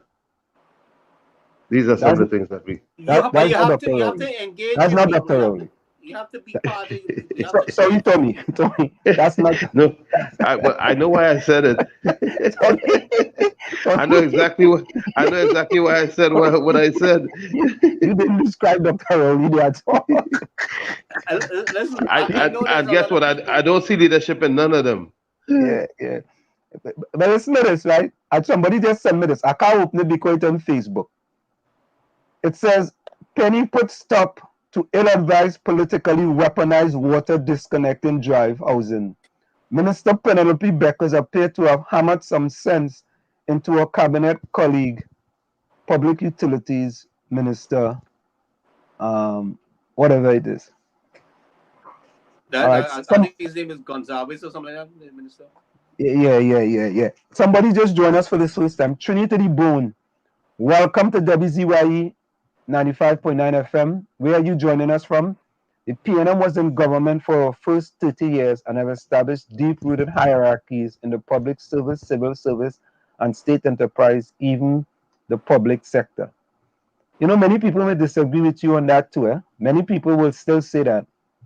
There's still a lot of UNC people as well who are in many different places in the government today. So, you know, I mean, it's true, but other people will say other things. But that Trinity report is absolutely right. But knowing the fact that the amount of problems they had in getting the things, they were getting hijacked. Even though they were in government, they were getting hijacked a lot of times from within with the PS and all them stuff too. Within the different ministries, they were getting hijacked. They're getting derailed bad. There are a lot of fights. To get the job done. But there's a lot of politics as spite goes on in Trinidad and Tobago. For example, when the UNC took power, Jamaica, as a matter of fact, the Jamaican newspaper described them as doing ethnic stalking, moving all the PNM persons in important roles and stalking UNC persons, knowing that regardless of who wins the election, that their persons or their supporters are going to be in key positions. And that is an issue in Trinidad. It's not Trinidad first, it's my party first. That's what happens in Trinidad and Tobago, and that has to stop. It has to be Trinidad and Tobago first instead of party first. That's why I put up my Trinidad flag as my avatar. But Tommy, it happens. The PNM does the same thing back and forth. But what I'm saying to you, what I'm looking at, I don't care if you bring a whole generation, The thing about that, what I'm looking at is the performance and the level of service delivery. And if you compare the performance and the level of service delivery towards our people, I mean, there's a drastic difference. The drastic difference, and there's a lack of consideration. Things were flowing effectively in the country. There was a drastic amount of improvement. We wasn't where we should have been. We could have done better. But Mrs. 𝗪𝗧𝗧, just like Dr. Rowley, had a lot of people that was on their own agenda. Right? Correct. She had to deal with But Gary, it says to you then as a leader, if you are picking people and these people can't carry out to serve the people of the country, you're not a good leader. No, so I have to disagree with you in there, because this election was thrown into, in a jiffy, where they had to grab people from all different, there was a mixture of political parties. She didn't clearly know everybody. I mean, a lot of things were recommended. A lot of things were brought by people she had trusted. They betrayed her trust. So there's a lot of things that, I mean, I would like her to take. You pick the wrong people, Gary. You pick, Gary, Angus Eve of the Soca World, the new Soca Warriors interim head coach. He has to pick players to go and play for the Soca Warriors against Montserrat and some other team. If Angus Eve picks the wrong players, the Soca Warriors gonna continue losing. He has, as a leader, he has to be able to pick the right players. Yes, but listen, it's like running a relay, Gary. It's running a relay, running a 4x400 relay. When the US run against Trinidad, right? And Trinidad won that world championship, the USA thought they had picked the best team. Right? I understand. You have to know where to put guys in the first leg, second leg, third leg, and anchor. You can't just pick any and anybody anyway. Let me say this. And that is the problem we have in Trinidad. You take a man, you take a person who's a biologist, right? And put him in Ministry of Works. Right? You know, a biologist in Ministry of Work. You take a geologist and you put him in Ministry of Education. I'm using examples now, eh? I'm just using examples. Right? The geologist is the Prime Minister. Oh! Like somebody say, a rock star. Oh! I didn't say that, right? You taking these people, you taking square pegs, and I'm changing it now. I'm putting it in wrong holes. Yeah. Right? And that is, we do this over and over and over. And watch. And when they fail in one ministry, you move them to our next ministry. For example, right? You took how many ministries Fitzgerald had? He was youth, he was Hey, public leave utilities, Fitzy alone. he Leave was Fitzy Ministry of alone. National Security. It's like we are just picking a side and we putting them here, we putting them. If you fail over here, we go see if you go succeed over here. If you fail over there too, we go see if you go and that is what it is. And we continue to do these same things over and over and over and over.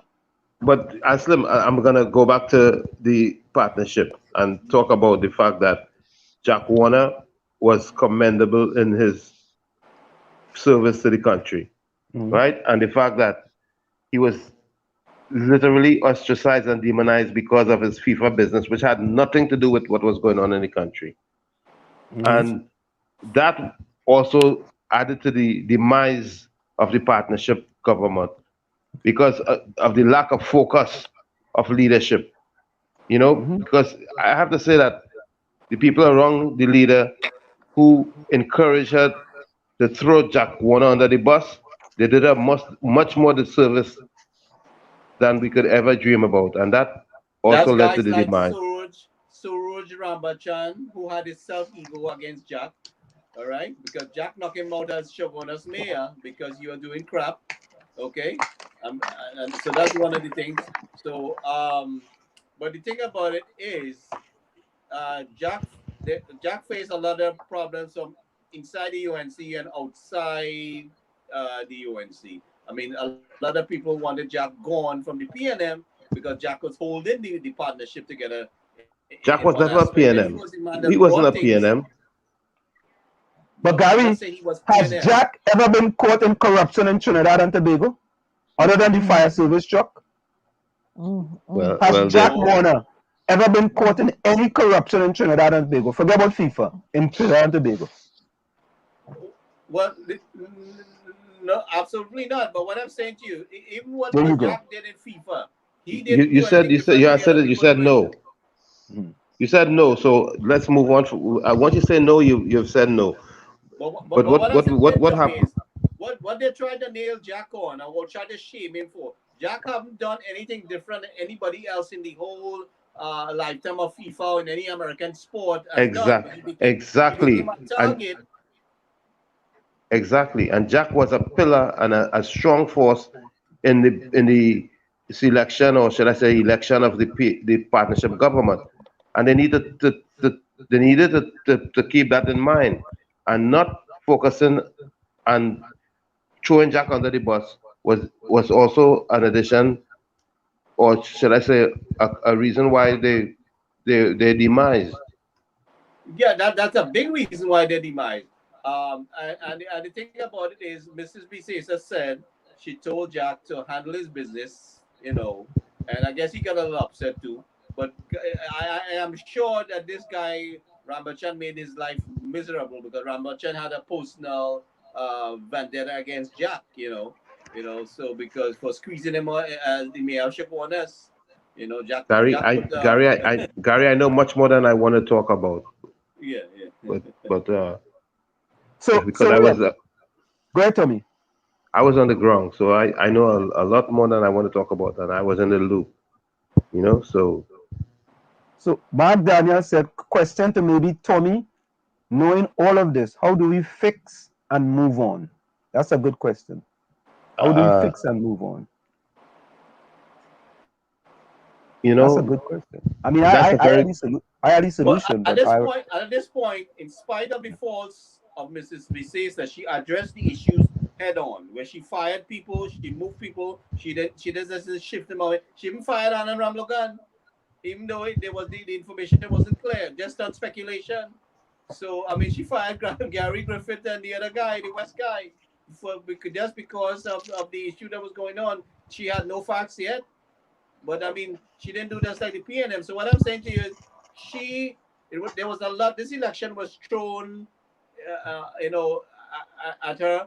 And no, but Gary, I think anyone so far in the PNM has been caught in any sort of corruption have been fired. Anyone so far in the PNM that have been caught with any type of corruption have been fired. We can start with Marley McDonald. Even though that happened prior to her being in this But Dr. Raleigh faced cabinet some when she pressure was for fired. that. Yeah, Huh? he didn't really want to fire Marley. But I didn't want to see Marley being No, but he fired fires either. in I the mean, I was end. He fires surprised. in the end. He fires Yeah, you. I was surprised, you know. I mean, but the thing about it, what I'm looking at.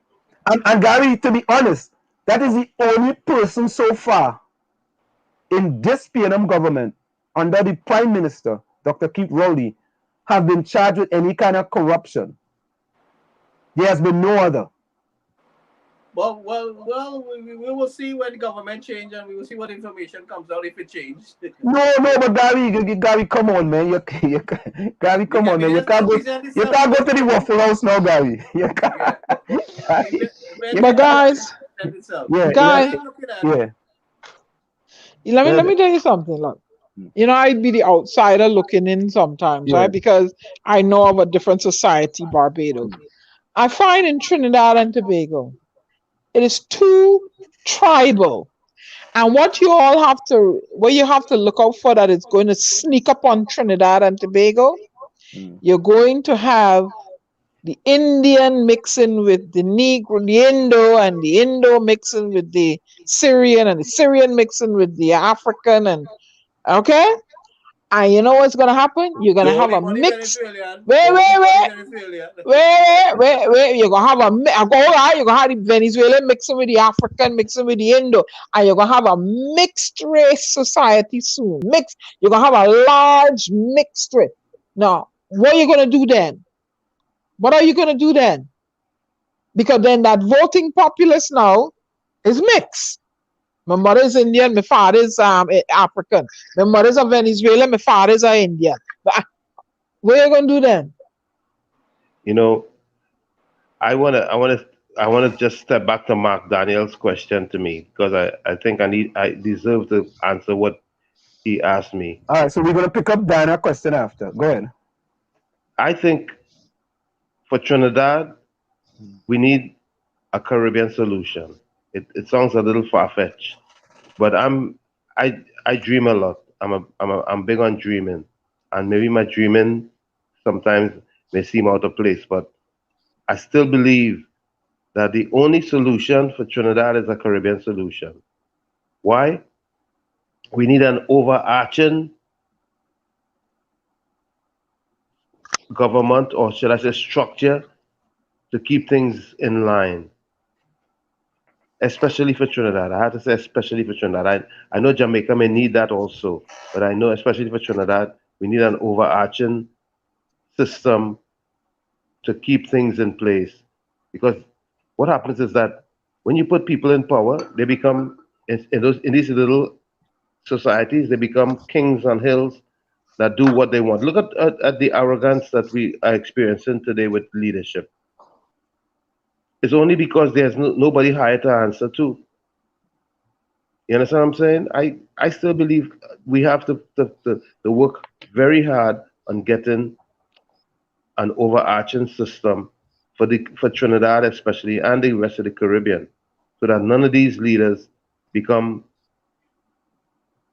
supreme unto themselves and abuse and destroy the society. That's my opinion. I don't know. Anybody care to chime in on what I'm saying? So let's quickly do that, and then we're gonna get to Diana's question, right? You're gonna get to Diana's statement. I think that what we have to do, we have to fix Trinidad and Tobago first before we try to talk about any Caribbean solution. I think, to me, you have to fix inside your house first, and when your house is fixed, then you could talk about any other people's house. If we're trying to do any Caribbean thing now and we don't have our house fixed, right, it will get worse. You see, we have the Bible as the book, or should I say the rule or the blueprint for good living, right? Mm-hmm. Okay, all right. What happens is that we need so to speak, we need something or a system in place that everybody has to adhere to, so that when you develop your society, you have to know that you have to answer to somebody. But these leaders in Trinidad, as far as they're concerned, they don't have to answer to nobody. And Tommy, to piggyback off of what you're saying there's going to be a time when the present generation of political leaders in Trinidad and Tobago will have passed on, and their performance in the parties may be judged. They will judge them by their track record and not by their political affiliation. That is how it's gonna. That is how you're gonna fix this thing in Trinidad and Tobago. Because if you continue voting on this race thing, it's never gonna get fixed. If you vote for them based on their track record, it will get fixed. And what's going to happen, like I just mentioned, when you have all these mixed race voters, right? So you can't go and say, well, oh, it's Indian, oh, and it's But Diana, we have Afro. that already. We have that already. That is not. But it's good. But we have it, but it's not a big race yet. It's going to become a big population of those people, right? So how are you going to go on a plan and go on a race thing now when you have lots of mixed race people now? How are you gonna have? Well, the PNM does ensure this voting bank by importing 150,000 illegal Venezuelan immigrants. Well, they go mix and blend with the Trinbagonians, the black ones, the Indian ones, the Syrian ones. And you're gonna have a whole set of Callaloo people running around. But So Dana, I look at it from a little different perspective. Okay. I look at it as the Venezuelans gonna decide which party comes into power. Talk your talk. Because eventually there's gonna be more of the Venezuelans than who can make a difference in an election than Indians or blacks who live in Trinidad and Tobago. And So they fighting them. Thank you. So the We don't Indians have are 16,000. We have 150,000. all right. So that's exactly what I'm saying. So what it is that the Venezuelans gonna come now and say, look, PNM, are you guys gonna do these things? This is what we are looking for. Are you guys gonna do this? PNM, you ain't doing it. UNC, are you guys gonna do these things to benefit us? Yep. You ain't doing it. PDP, are you guys gonna do these things that can benefit our people? You see, there already are activist people in Trinidad regarding Venezuelans. Right? Thank you. And they have more pull than we. Thank you. And Trinidadians are saying down there and saying, hey, them Venezuelans only coming in the borders and they're doing this. And when them Venezuelans come, they're taking any work. They're working for any work. You want to pay them under minimum wage, they're taking it. They are thinking about the future. Thank you. And we as Trinbagonians sitting there idly by and watching them and scolding on them. You understand? And I want certain people in certain voting jurisdictions stop being loyal to political parties. Because if they're not bettering your situation, stop dipping your finger in the ink because I'm a PNM, I'm a UNC, and that's it. Stop being loyal to political parties. Diana, that's why I call people.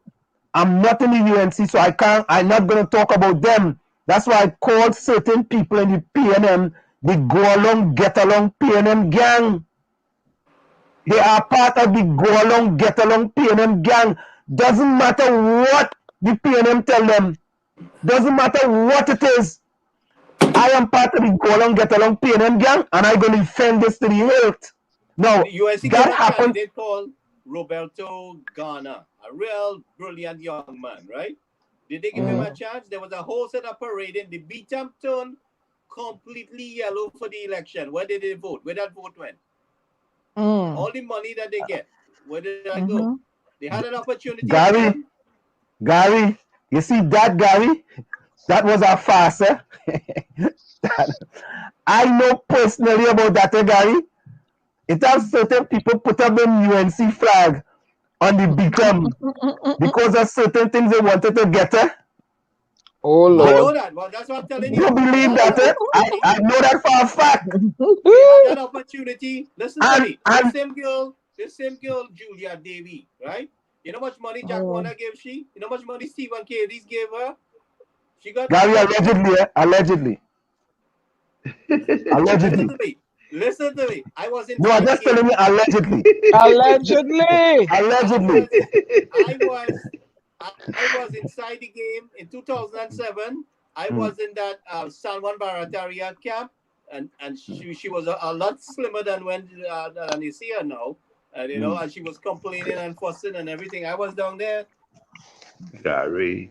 Stop being. I tell people to stop. Where I lived in, I never voted in Trinidad and Tobago. I lived in Barbados. I voted twice, 2 times for 2 different political parties. I'm not loyal to no political party. None. You mess it up. I look. You mess it up. That's it. That's it for me. I'm gonna try somebody else. So hold up 1 minute, Tommy. 1 minute. Trinity Bone says whoever replaces the PNM needs to tackle it and force constitutional reform. That Trinity Bone, full 100 on that. You see that? Hey, Trinity Bone, what boy? Boy, you know. You see that one? Big. That's a big. Constitutional reform that people like Anselm can go and become a minister. You don't have to give up his citizenship. Constitutional reform that I can get back my damn ID card with all the sudden la. Diana. You know what we tell them? No, nigga. Anyway. Hey, wait, Trinity Bone, where you from? Hold on, Tommy. You see that one there? Yep. First constitutional reform. That's right. That is a biggie, boy. Listen, Trinity Bone, you need to go and play for the Soca Warriors, because you need to score some goals. You score. Speaking of that, Bassi Pandey been preaching that for a while. That's such a drama. I should try and get him on it. Yeah, go ahead, Tommy. You know, I was thinking about, and I always think about the fact that the EU, the concept for the EU came long after Caribbean unity. And they were able to put it in place so effectively that now the EU currency is a force to be reckoned with in the world right now. Look at in the Caribbean, we have all these different currencies, all these little dots. All these little dots. And this one jostling about my money worth more than your money, and this and that and the other, and all this foolishness. But Tommy, that is the far-reaching residual tentacles of colonialism. Exactly. So that's why I'm saying that at this point, we have to mobilize the grassroots to start thinking unity and knowing that unity is going to be their salvation. Because divided, they're going to fall, and they're going to go into an abyss. Divided, they're going to crawl. But that is what happened to India and Africa. That is what happened because to India and Africa. The people was divided. All these states, all these Caribbean countries have to become Caribbean states under one united umbrella. And we have to be able to convince the masses that there is more to be gained, and their standard of living and their life is going to become much better in a united environment opposed to. But Tommy, ain't nobody want to listen to Dr. Rowley because he oppressing he people. So who he could lead CARICOM? You see, ain't nobody want to listen to he? He blew that already. This CARICOM. Them people in CARICOM gonna get their own vaccine, man. Them people in CARICOM say, boy, if we wait for it to get vaccine, we go dead in here. Them people gonna get their own vaccine. Ask Stalin. That is a bunch of old talk and skylark. Ask Stalin. You see, we have to have some real unity and stop the foolishness. We need one currency, one overarching governance that would put a constitution in place that is going to be a national, or should I say a united national constitution, instead of all the foolishness. But Tommy, look. You know how that is feasible? It have to start in the classroom. Because let me tell you something, and it was revealed to me 10 years ago. You know, the more southerly you are situated in the Caribbean, those northern islands and large islands, like let me use Jamaica, they consider us low islanders. You understand? You know, the leeward and the windward. And it's a concept in their head. So I'm telling you, it has to start in the classroom, in a social studies class. So when they graduate and they become leaders in the world and they go into politics and stuff, they're seeing, they don't see us as, they don't see one another as Low Islanders or Windward Island and Westward Island or what Leeward Island. One Caribbean. It has to start in the social studies class in standard 2, 3, 4, 5. You can't come as an adult. You can't come as an adult now, a hardback adult, and telling me I gotta, embrace this one and embrace. You have to start it from kindergarten and bring it all the way up.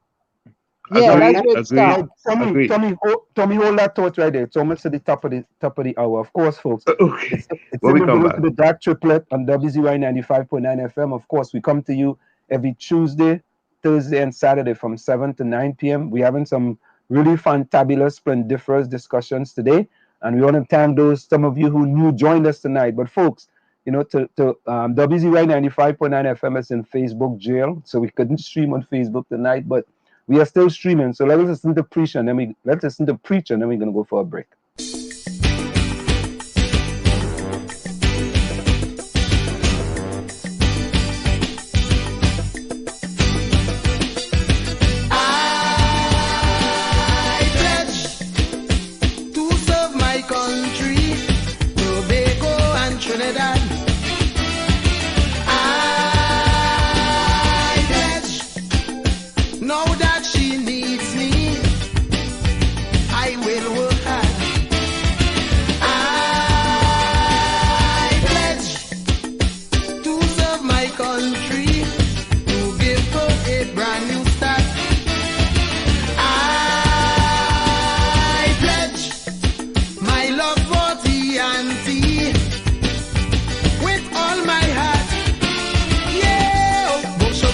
You're listening to WZYE 95.9 FM. You are listening to WZYE 95.9 FM, the most influential name in Caribbean radio in the tri-state area. Broadcasting from East Orange, New Jersey, the most influential name in Caribbean radio, WZYE 95.9 FM.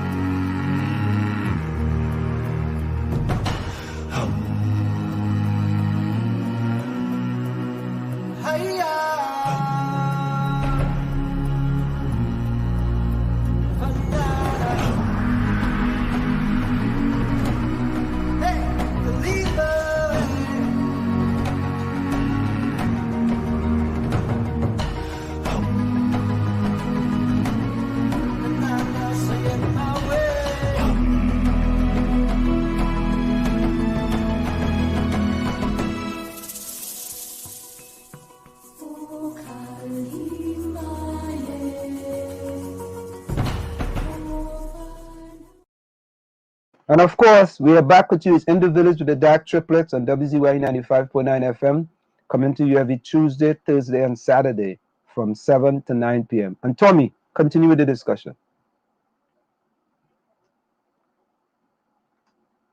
Tommy. Yes, indeed. Yeah. My mic was muted. But I remember sometime in like 2002, and Strictly Noise, he was my producer, so he would probably remember also. I interviewed the Guyana's UN ambassador, and he said, and I asked him, I said, how do you believe that we can truly achieve a true Caribbean unity? And he said to me, forget those at the top of the ladder. We have to go to the grassroots and build it from the bottom up in order to have a true Caribbean unity. We have to convince the people at the bottom that we can make their lives a lot better in a unitary situation. And we have to have it start at the bottom and touch the bottom realm of the society in each and every one of the Caribbean countries and work it from the bottom up and truly get a good unity, because we're talking about one currency, one overarching system, one overarching governance that each and every king on the hill will be accountable to, because right now they just do their own thing. Rowley, Kamla, Gonzalez, we know that 𝗪𝗶𝘁𝗵𝗏 is somebody who is a model leader. She would and will probably be an exemplar for some of the others. But we need to zero down and come again. That's my opinion. What I said too. You got to take it into the classrooms, because there's a lot of things I didn't learn until I was a little older, right? So if you don't educate the younger ones about unity and the history and how one will. You and author write a book on the philosophy that you're thinking of, and you see, because the doctrine has to spread. And this is the way you do about it. Somebody has to be an ambassador for this mission, to educate. So I would suggest that you put together something that can be printed and distributed, and we start to sell the idea. Even though this Obama wrote a book, and I always like to draw the reference that when you're building a house, you start with the foundation, you don't start with the roof. Okay, and so we have to do it. We might have to do it like a Trojan horse in some aspect. But the thing about it is, what I'm suggesting is, being that you are skilled in that field, that to write a book based on that philosophy. Good idea. Maybe my next project. Okay. Or I like to find work for me. You find a busy now. You see, you can't say I don't want you to do nothing, right? Dana, let us find work for busy people. Let us find work for busy people. Yeah. Only busy people let us find a lot of work for. I need a vacation, By the way, I finished my the Martha's Vineyard Fellowship thing. Okay, and, congratulations. Thank you. I just have to I have a Zoom meeting with David, giving me a mentor, I think she is. I have to meet with her tomorrow, a Zoom meeting, on an ongoing basis to further develop me. So, yeah. But before we go, let me listen to the madman again. You know who the madman is? Oh, Lord. Let me listen to the madman. Well, tell me if I hear right. From Friday to Monday, you can't come out your house, but I'm fed up of this blasted shit. Just imagine, all the time, nobody dying. As vaccine come, people dying. People do anything for power, anything for world order.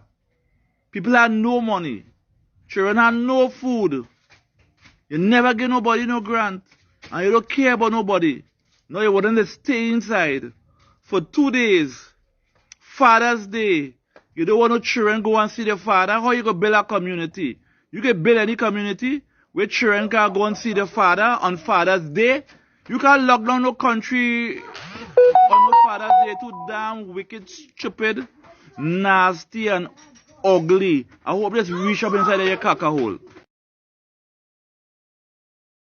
Oh, God.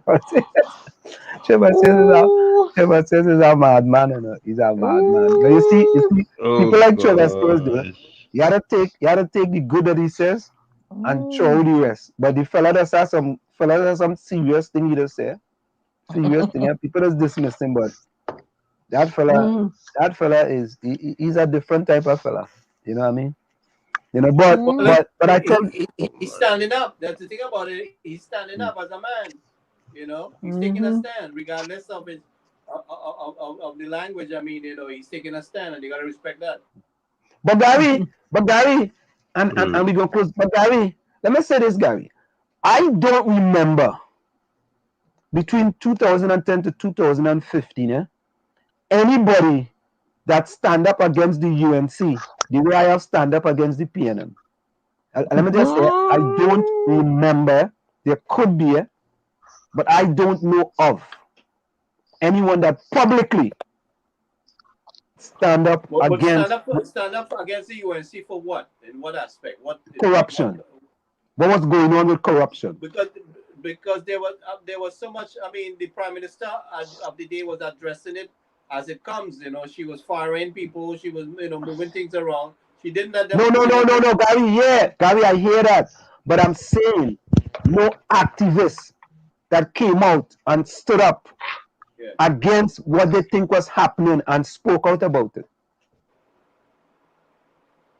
Right. But I did my things behind the scenes. I didn't do any. I mean, I did. Yeah, you did your silence. You did your silence, man. If a tree fall in the forest and no one in there, nobody do hear. No. I did my things publicly too. I did. You know what I mean? And I think that's important.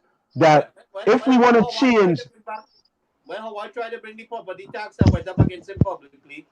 You see what happens when they wasn't listening to me. Like I said, thing I did with Dr. Rowley. I tried to give the advice behind the scenes and privately and save the government the embarrassment. So when the UNC didn't want to listen to me, I had to tell them off in public domain, just like Dr. Rowley. You know, I did. If you check my social media page, Facebook, I clashed with them a few times. You know, I mean, you call Dr. Rowley some nasty names too, eh? What, a hooligan? Yeah, listen to me. I used to read them. If you acting like, I mean, listen to me. We grew up with Dr. 𝗪𝗏𝗪𝗏𝗧𝗏. Dr. 𝗪𝗏𝗪𝗧𝗏 was a real statesman, right? We didn't grow up in, you could present no hooligan behavior in public office or even in school, but in Trinidad, you matter what. So when you see this kind of behavior, you can't find that to be acceptable, especially for us who grew up under Dr. Williams. You had to be in order with Dr. Williams. So, I mean, it was something, it was unacceptable. We couldn't tolerate that, you know? But I fight in school under Dr. Williams. So. No, but what I'm saying, you know, Dr. Williams had a certain way all of us was raised under. He set a certain pace with things, set a certain standard, a certain amount of respect. You could say certain things in public. Absolutely. You could say certain words, you know, it was heavy discipline. I remember going on a school trip one time and I see him in Port of Spain. I was like, wow, I was in awe of this. He wasn't a tall fella, you know. I was in awe of this man as a little girl. And I kept my eyes glued to him, you know. And that was my only experience of seeing him live. I mean, there was some kind of I mean, the prime minister of the country was a hierarchy, you know, in the sense that, and so Ellis Clark, you know, you have to salute him. Yeah. And we march, and I mean, but I'm just saying. Yeah, he's absolutely right. The kind of culture and conversation and tolerance in the country. I mean, what we see now is totally unacceptable to see. I mean, the prime minister of the country behaving like that. I mean, you get vexed. You get real vexed to see that, man. You know, certain standards have to be set. If the leader of the country acting so way you leave for the rest of the people, you know. But you know who I find real quiet in all the suffering of the people? The president. What she does do? She can't say nothing. What do you mean she can't say nothing? What do you mean she can't say nothing? She said a few things, but not too much. Nana, the president is a figurehead in Trinidad and Tobago. Ceremonial. It's a ceremonial position, absolutely. That's a ceremonial. That position only have to sign off on things. You know, you may disagree with certain things, but that is a ceremonial position. That is a position you just sit down there and collect your salary and be happy. So wait now, women in the country, you're a woman. Women in the country not safe. Women in the country suffering. No, children. She could talk about that. She could talk about that, but she cannot say that. We be talking and doing nothing. I would be a transformational president. Me saying on them, me listen to them, and the constitution and the blah blah blah. But you really can't do nothing to change it. They're holding the string around her neck, you know. They put it. You don't have no power. Hello. Diana, you have to wait till Anselm becomes the prime minister, and then he'll make you the president. All right? I don't know, nobody can come and tell me that. My constituents hungry, and the women, the children starving, and all. They telling me what? I is the president, and I can't do nothing. Nah. No, you can't do nothing. You could do something, but from a law perspective, from But then law, all it then okay, you then really all it can't do. then all they gonna have to sanction me or fine me or what? Because let me tell you something. I ain't sitting up in no ceremonial office and the people suffering. No, you No. can talk. No, you can be an advocate. I ain't talking. I'm doing and acting. You gotta Yes, get you them a can act. salary. You Thank can act. you. The You most can you go can out in do the is talk. You community have and no act, powers to act on anything. but you can't change no law. Okay, I can't change no law, but my actions I could make noise in the president office for the women Yeah, and the starving children though. absolutely, you can do that. Absolutely. Oh, you got that right. I'll be one noisy president. Your Well, like actions that, will, your actions will inspire them to dream more, to learn Dream more, more? No, to do no, no, no, more, no. Wait, to wait, wait, wait, wait, become wait, wait, more. wait. Excuse me, excuse me. I can't. I guess she could go up in parliament and sit down and observe stuff, or she can't go in there. I don't think she can go in parliament. What do you mean she can't go in parliament? So then we living in a dictatorship then. No, she had to be a representative to be in parliament. So she can't go and observe? She's not I that kind of president. It's a different kind of president. I don't know if she could go and observe. Maybe somebody in check and tell us. Trinity the Bone says that was always PNM strategy since 1956. Eric encouraged Caribbean immigration for voter pardon on the East-West corridor in Tobago. I don't know if that's true. But you don't know. But No, I that's said the I end. don't know. I don't know. Maybe he didn't encourage it, but that might have been the end result. It was done, answer. It was done. It was done. So wait. They allow people to come into the country and become citizens so they could vote for the PNM? Yeah, a lot of Caribbean nationals here. Listen to me. Is that what it is? I would like to see evidence on that. I would like to see the evidence on that. But answer. Yeah. Have a lot of the older heads that was from outside the country. But they allow immigrants to become citizens here, and most of them usually vote Democrat. So hey, I vote a pardon too. Nah, that's not voter pardon. I migrate from Trinidad, I come here, I become a Democrat, and I'm going to vote Democrat. So they selected me because they knew I was a Democrat in Trinidad. No. When I came to this country, nobody knew what party I supported. No, but you know, when you leave York, if you leave St. Vincent, Grenada, or St. Lucia, thing, do they actually look at ask you for which party you support? And it's possible when you come to Trinidad, which party you're gonna support? Right, any state you want to go to, you can go and vote for whomever you choose. I would like to see the evidence. All the foolishness has to stop. Because you know what, Gary? So they can say that you can allow people to migrate from India, and if they migrate and they come to Trinidad, right, they're gonna vote for the UNC. People can say that too, but I wouldn't say that. No, but there are a lot of Indians in the PNM running the show behind the scenes. No, but I'm just saying, I wouldn't say that because they may come to Trinidad and Tobago. I hear this, let them come from Guyana. And who does vote for? And don't ask me that question. Whoever's paying them. Okay. Mark Diana says, very good, Diana. I mean, you know. Yeah. But folks, I want to say we had a very nice, vibrant discussion tonight, right? And we have a new person as well. We had Trini to the Bone come in and talk. Takesha, welcome. Takesha was in. Sorry, I missed Takesha. But since we streamed on YouTube, and Albert Montano was also there. Since we streamed on YouTube, a lot of people maybe didn't. Yeah, I sent it out in to their messenger that to go to on YouTube. Yeah, that's all right though. That's all right though. You know what I mean? People can go back and look at the video. They might not know how to chat in YouTube. They might not know. Yeah, they have to. You have to have a Gmail account. Yeah. Email account, and then it gives you access to YouTube. Right. So email address, yes. So what we're gonna do? We're gonna upload it to Facebook once we get out of Facebook jail. You know, right? You in Facebook jail. The rest of us aren't. Since I'm the admin for WZYE 95.9 FM, once they put me in Facebook jail, all them other accounts go in Facebook jail. Correct. Not me. They put I posted on my Facebook account, so You know, they I put tried to me in tag no you jail. to answer him, and it wouldn't allow me. Your name wasn't coming up. No, because I'm in jail, man. I'm in Facebook jail. Because I was trying to invite Michelle Benjamin, you know, and Nobody to bail you out, poor fella. Nobody bail more, boy. I don't go and get bail. I don't go and get bail. You pay your fine? You pay your fine? I don't Oh pay my God! fine, boy. Oh. I don't pay my curfew fine. But you see, when somebody come now and takes away this oligarchy position from Facebook, they ain't gonna put nobody in jail no more. You watch and Yeah. see. No, true, you know. I want Facebook to get competition, man. Yes. I want somebody to give Facebook competition, man. let's work Because on that. Maybe at Trinidad, I will come up with a Mako book.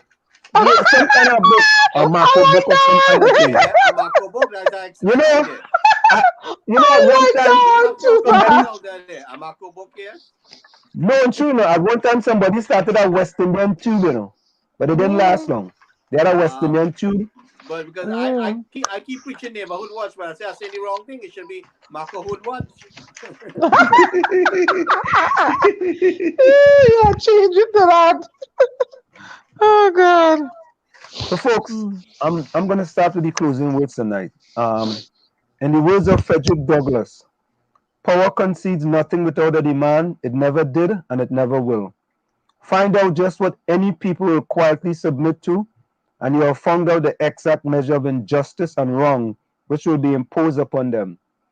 And they will continue till they are resisted with either words, blows, or with both. That's the words of Frederick Douglass. For me, I say this is it.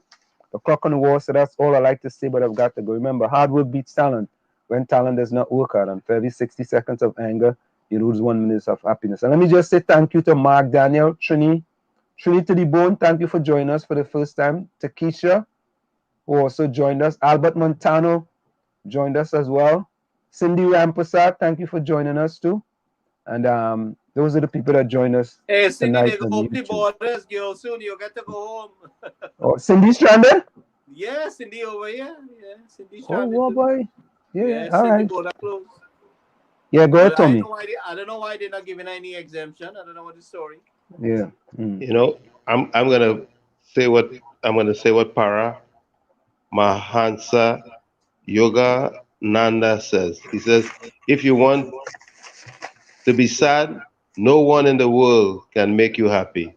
But if you made up your mind to be happy, no one and nothing on earth can take that happiness from you.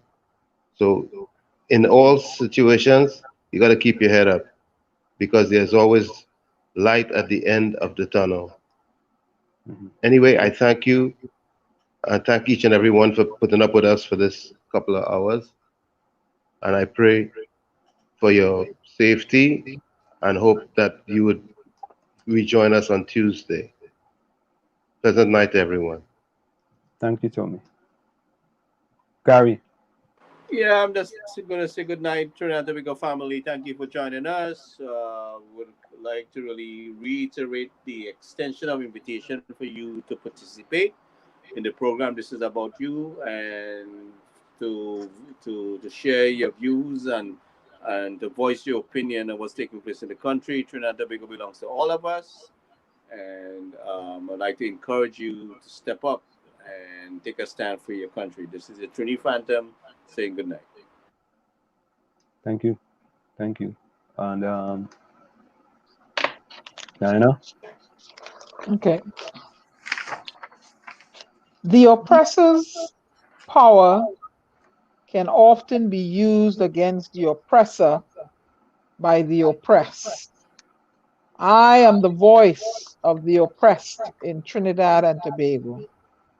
Oppression is defined in dictionaries as the exercise of authority or power in a burdensome, cruel, or unjust manner over an extended period of time. Government is a group of people with the authority to govern a country or a political state. To me, an ideal government does care about its citizens and all their wills, equality, freedom, and basic needs. Equality, freedom, and access to basic needs are not luxuries to lightly cast aside. Without them, order cannot long endure before the populace approaches depths of desperation because of the stifling oppression they are subjected to. Whilst measures are put in place to curb the spread of COVID-19 in Trinidad and Tobago, remember, as you become more silent, the dominant authority tends to put more pressure on you, pressure to pay delinquent bills. Yet government shut down non-essential businesses, your solitary source of income. And government has made the process to get a small change grant a long and tedious process. Banks charging you fees if you fall below a certain balance amount. Yet banks are recording profits. You are not working to build up that balance. Pressure. The unemployed masses cannot pay their bills with a hamper of food. Where is the government-issued moratorium that to defer mortgages, rent, credit card payments, and utility bills, etc.? None. Instead, more fear on the oppressed, allowing the oligarchy water supply to threaten disconnections of water services during a pandemic. How heartless. Yet the populace is supposed to wash their hands regularly. Pressure. Issuance of fines to economically deprive populace for not wearing a mask. Yet the leader is often seen not wearing one. Oppression, an exemption policy, and paid quarantine, forced paid quarantine policy that benefits who? Not the poor and disadvantaged, separated forcibly from their family. Oppression and inequality. How much more can the populace in Trinidad and Tobago endure? Like retired Judge Volney said on a previous broadcast, when the ants, the workers, the populace get hungry enough, fed up enough, they will descend from the ant hill. And who will dare to put their feet in the path of these hungry ants? This is your resident poet, Diana Benskin, bidding you auf Wiedersehen until we meet again. Good night. Thank you, Diana. We're going to go out tonight with DJ Bravo. Folks, again, thank you so very kindly. See you again. Same WZYE time, same WZYE channel. Later. 47 music. This is oh Lord, Trinidad and Tobago. This is DJ Bravo. I'm hurting you up. This is a sad place. My country turned into a sad place. When I look around, it's only sad face. Our country turned into a sad place. All I see in front of me, nightmares turn into reality. Like somebody build a monster factory. Parliament up in parliament economy. But let the moderator say another body in a jail. Somebody girl child missing, another rape again. And next road stain with somebody's sunbrain. Who take the S out of Port of Spain? This is a sad place. My country turned into a sad place. When I look around, it's only sad face. Our country turned into a sad place. Now with the love, with the vibes, with the hope. Now tell me something, how we really want we cope. When the children breathing in too much gun smoke. And the Coast Guard can never see a boat. You're sounding like some goats when they come looking for votes. With the empty promises, reading like a horoscope. Justice for sale in a fat envelope. Politically, all the answers is a joke. This is a sad place. My country turned into a sad place. When I look around, it's only sad face. Our country turned into a sad place. All I see in front of me, nightmares turn into reality. Like somebody build a monster factory. Parliament up in the parliament economy. But look the moderator saying another body in a drain. Somebody girl child missing, another rape again. And next road stain with somebody's sunbrain. Who take the S out of Port of Spain? This is a sad place. My country turned into a sad place. When I look around, it's only sad face. Our country turned into a sad place. It doesn't matter the religion, the color, the creed, or the race. It's our responsibility to take care of our place. Champion!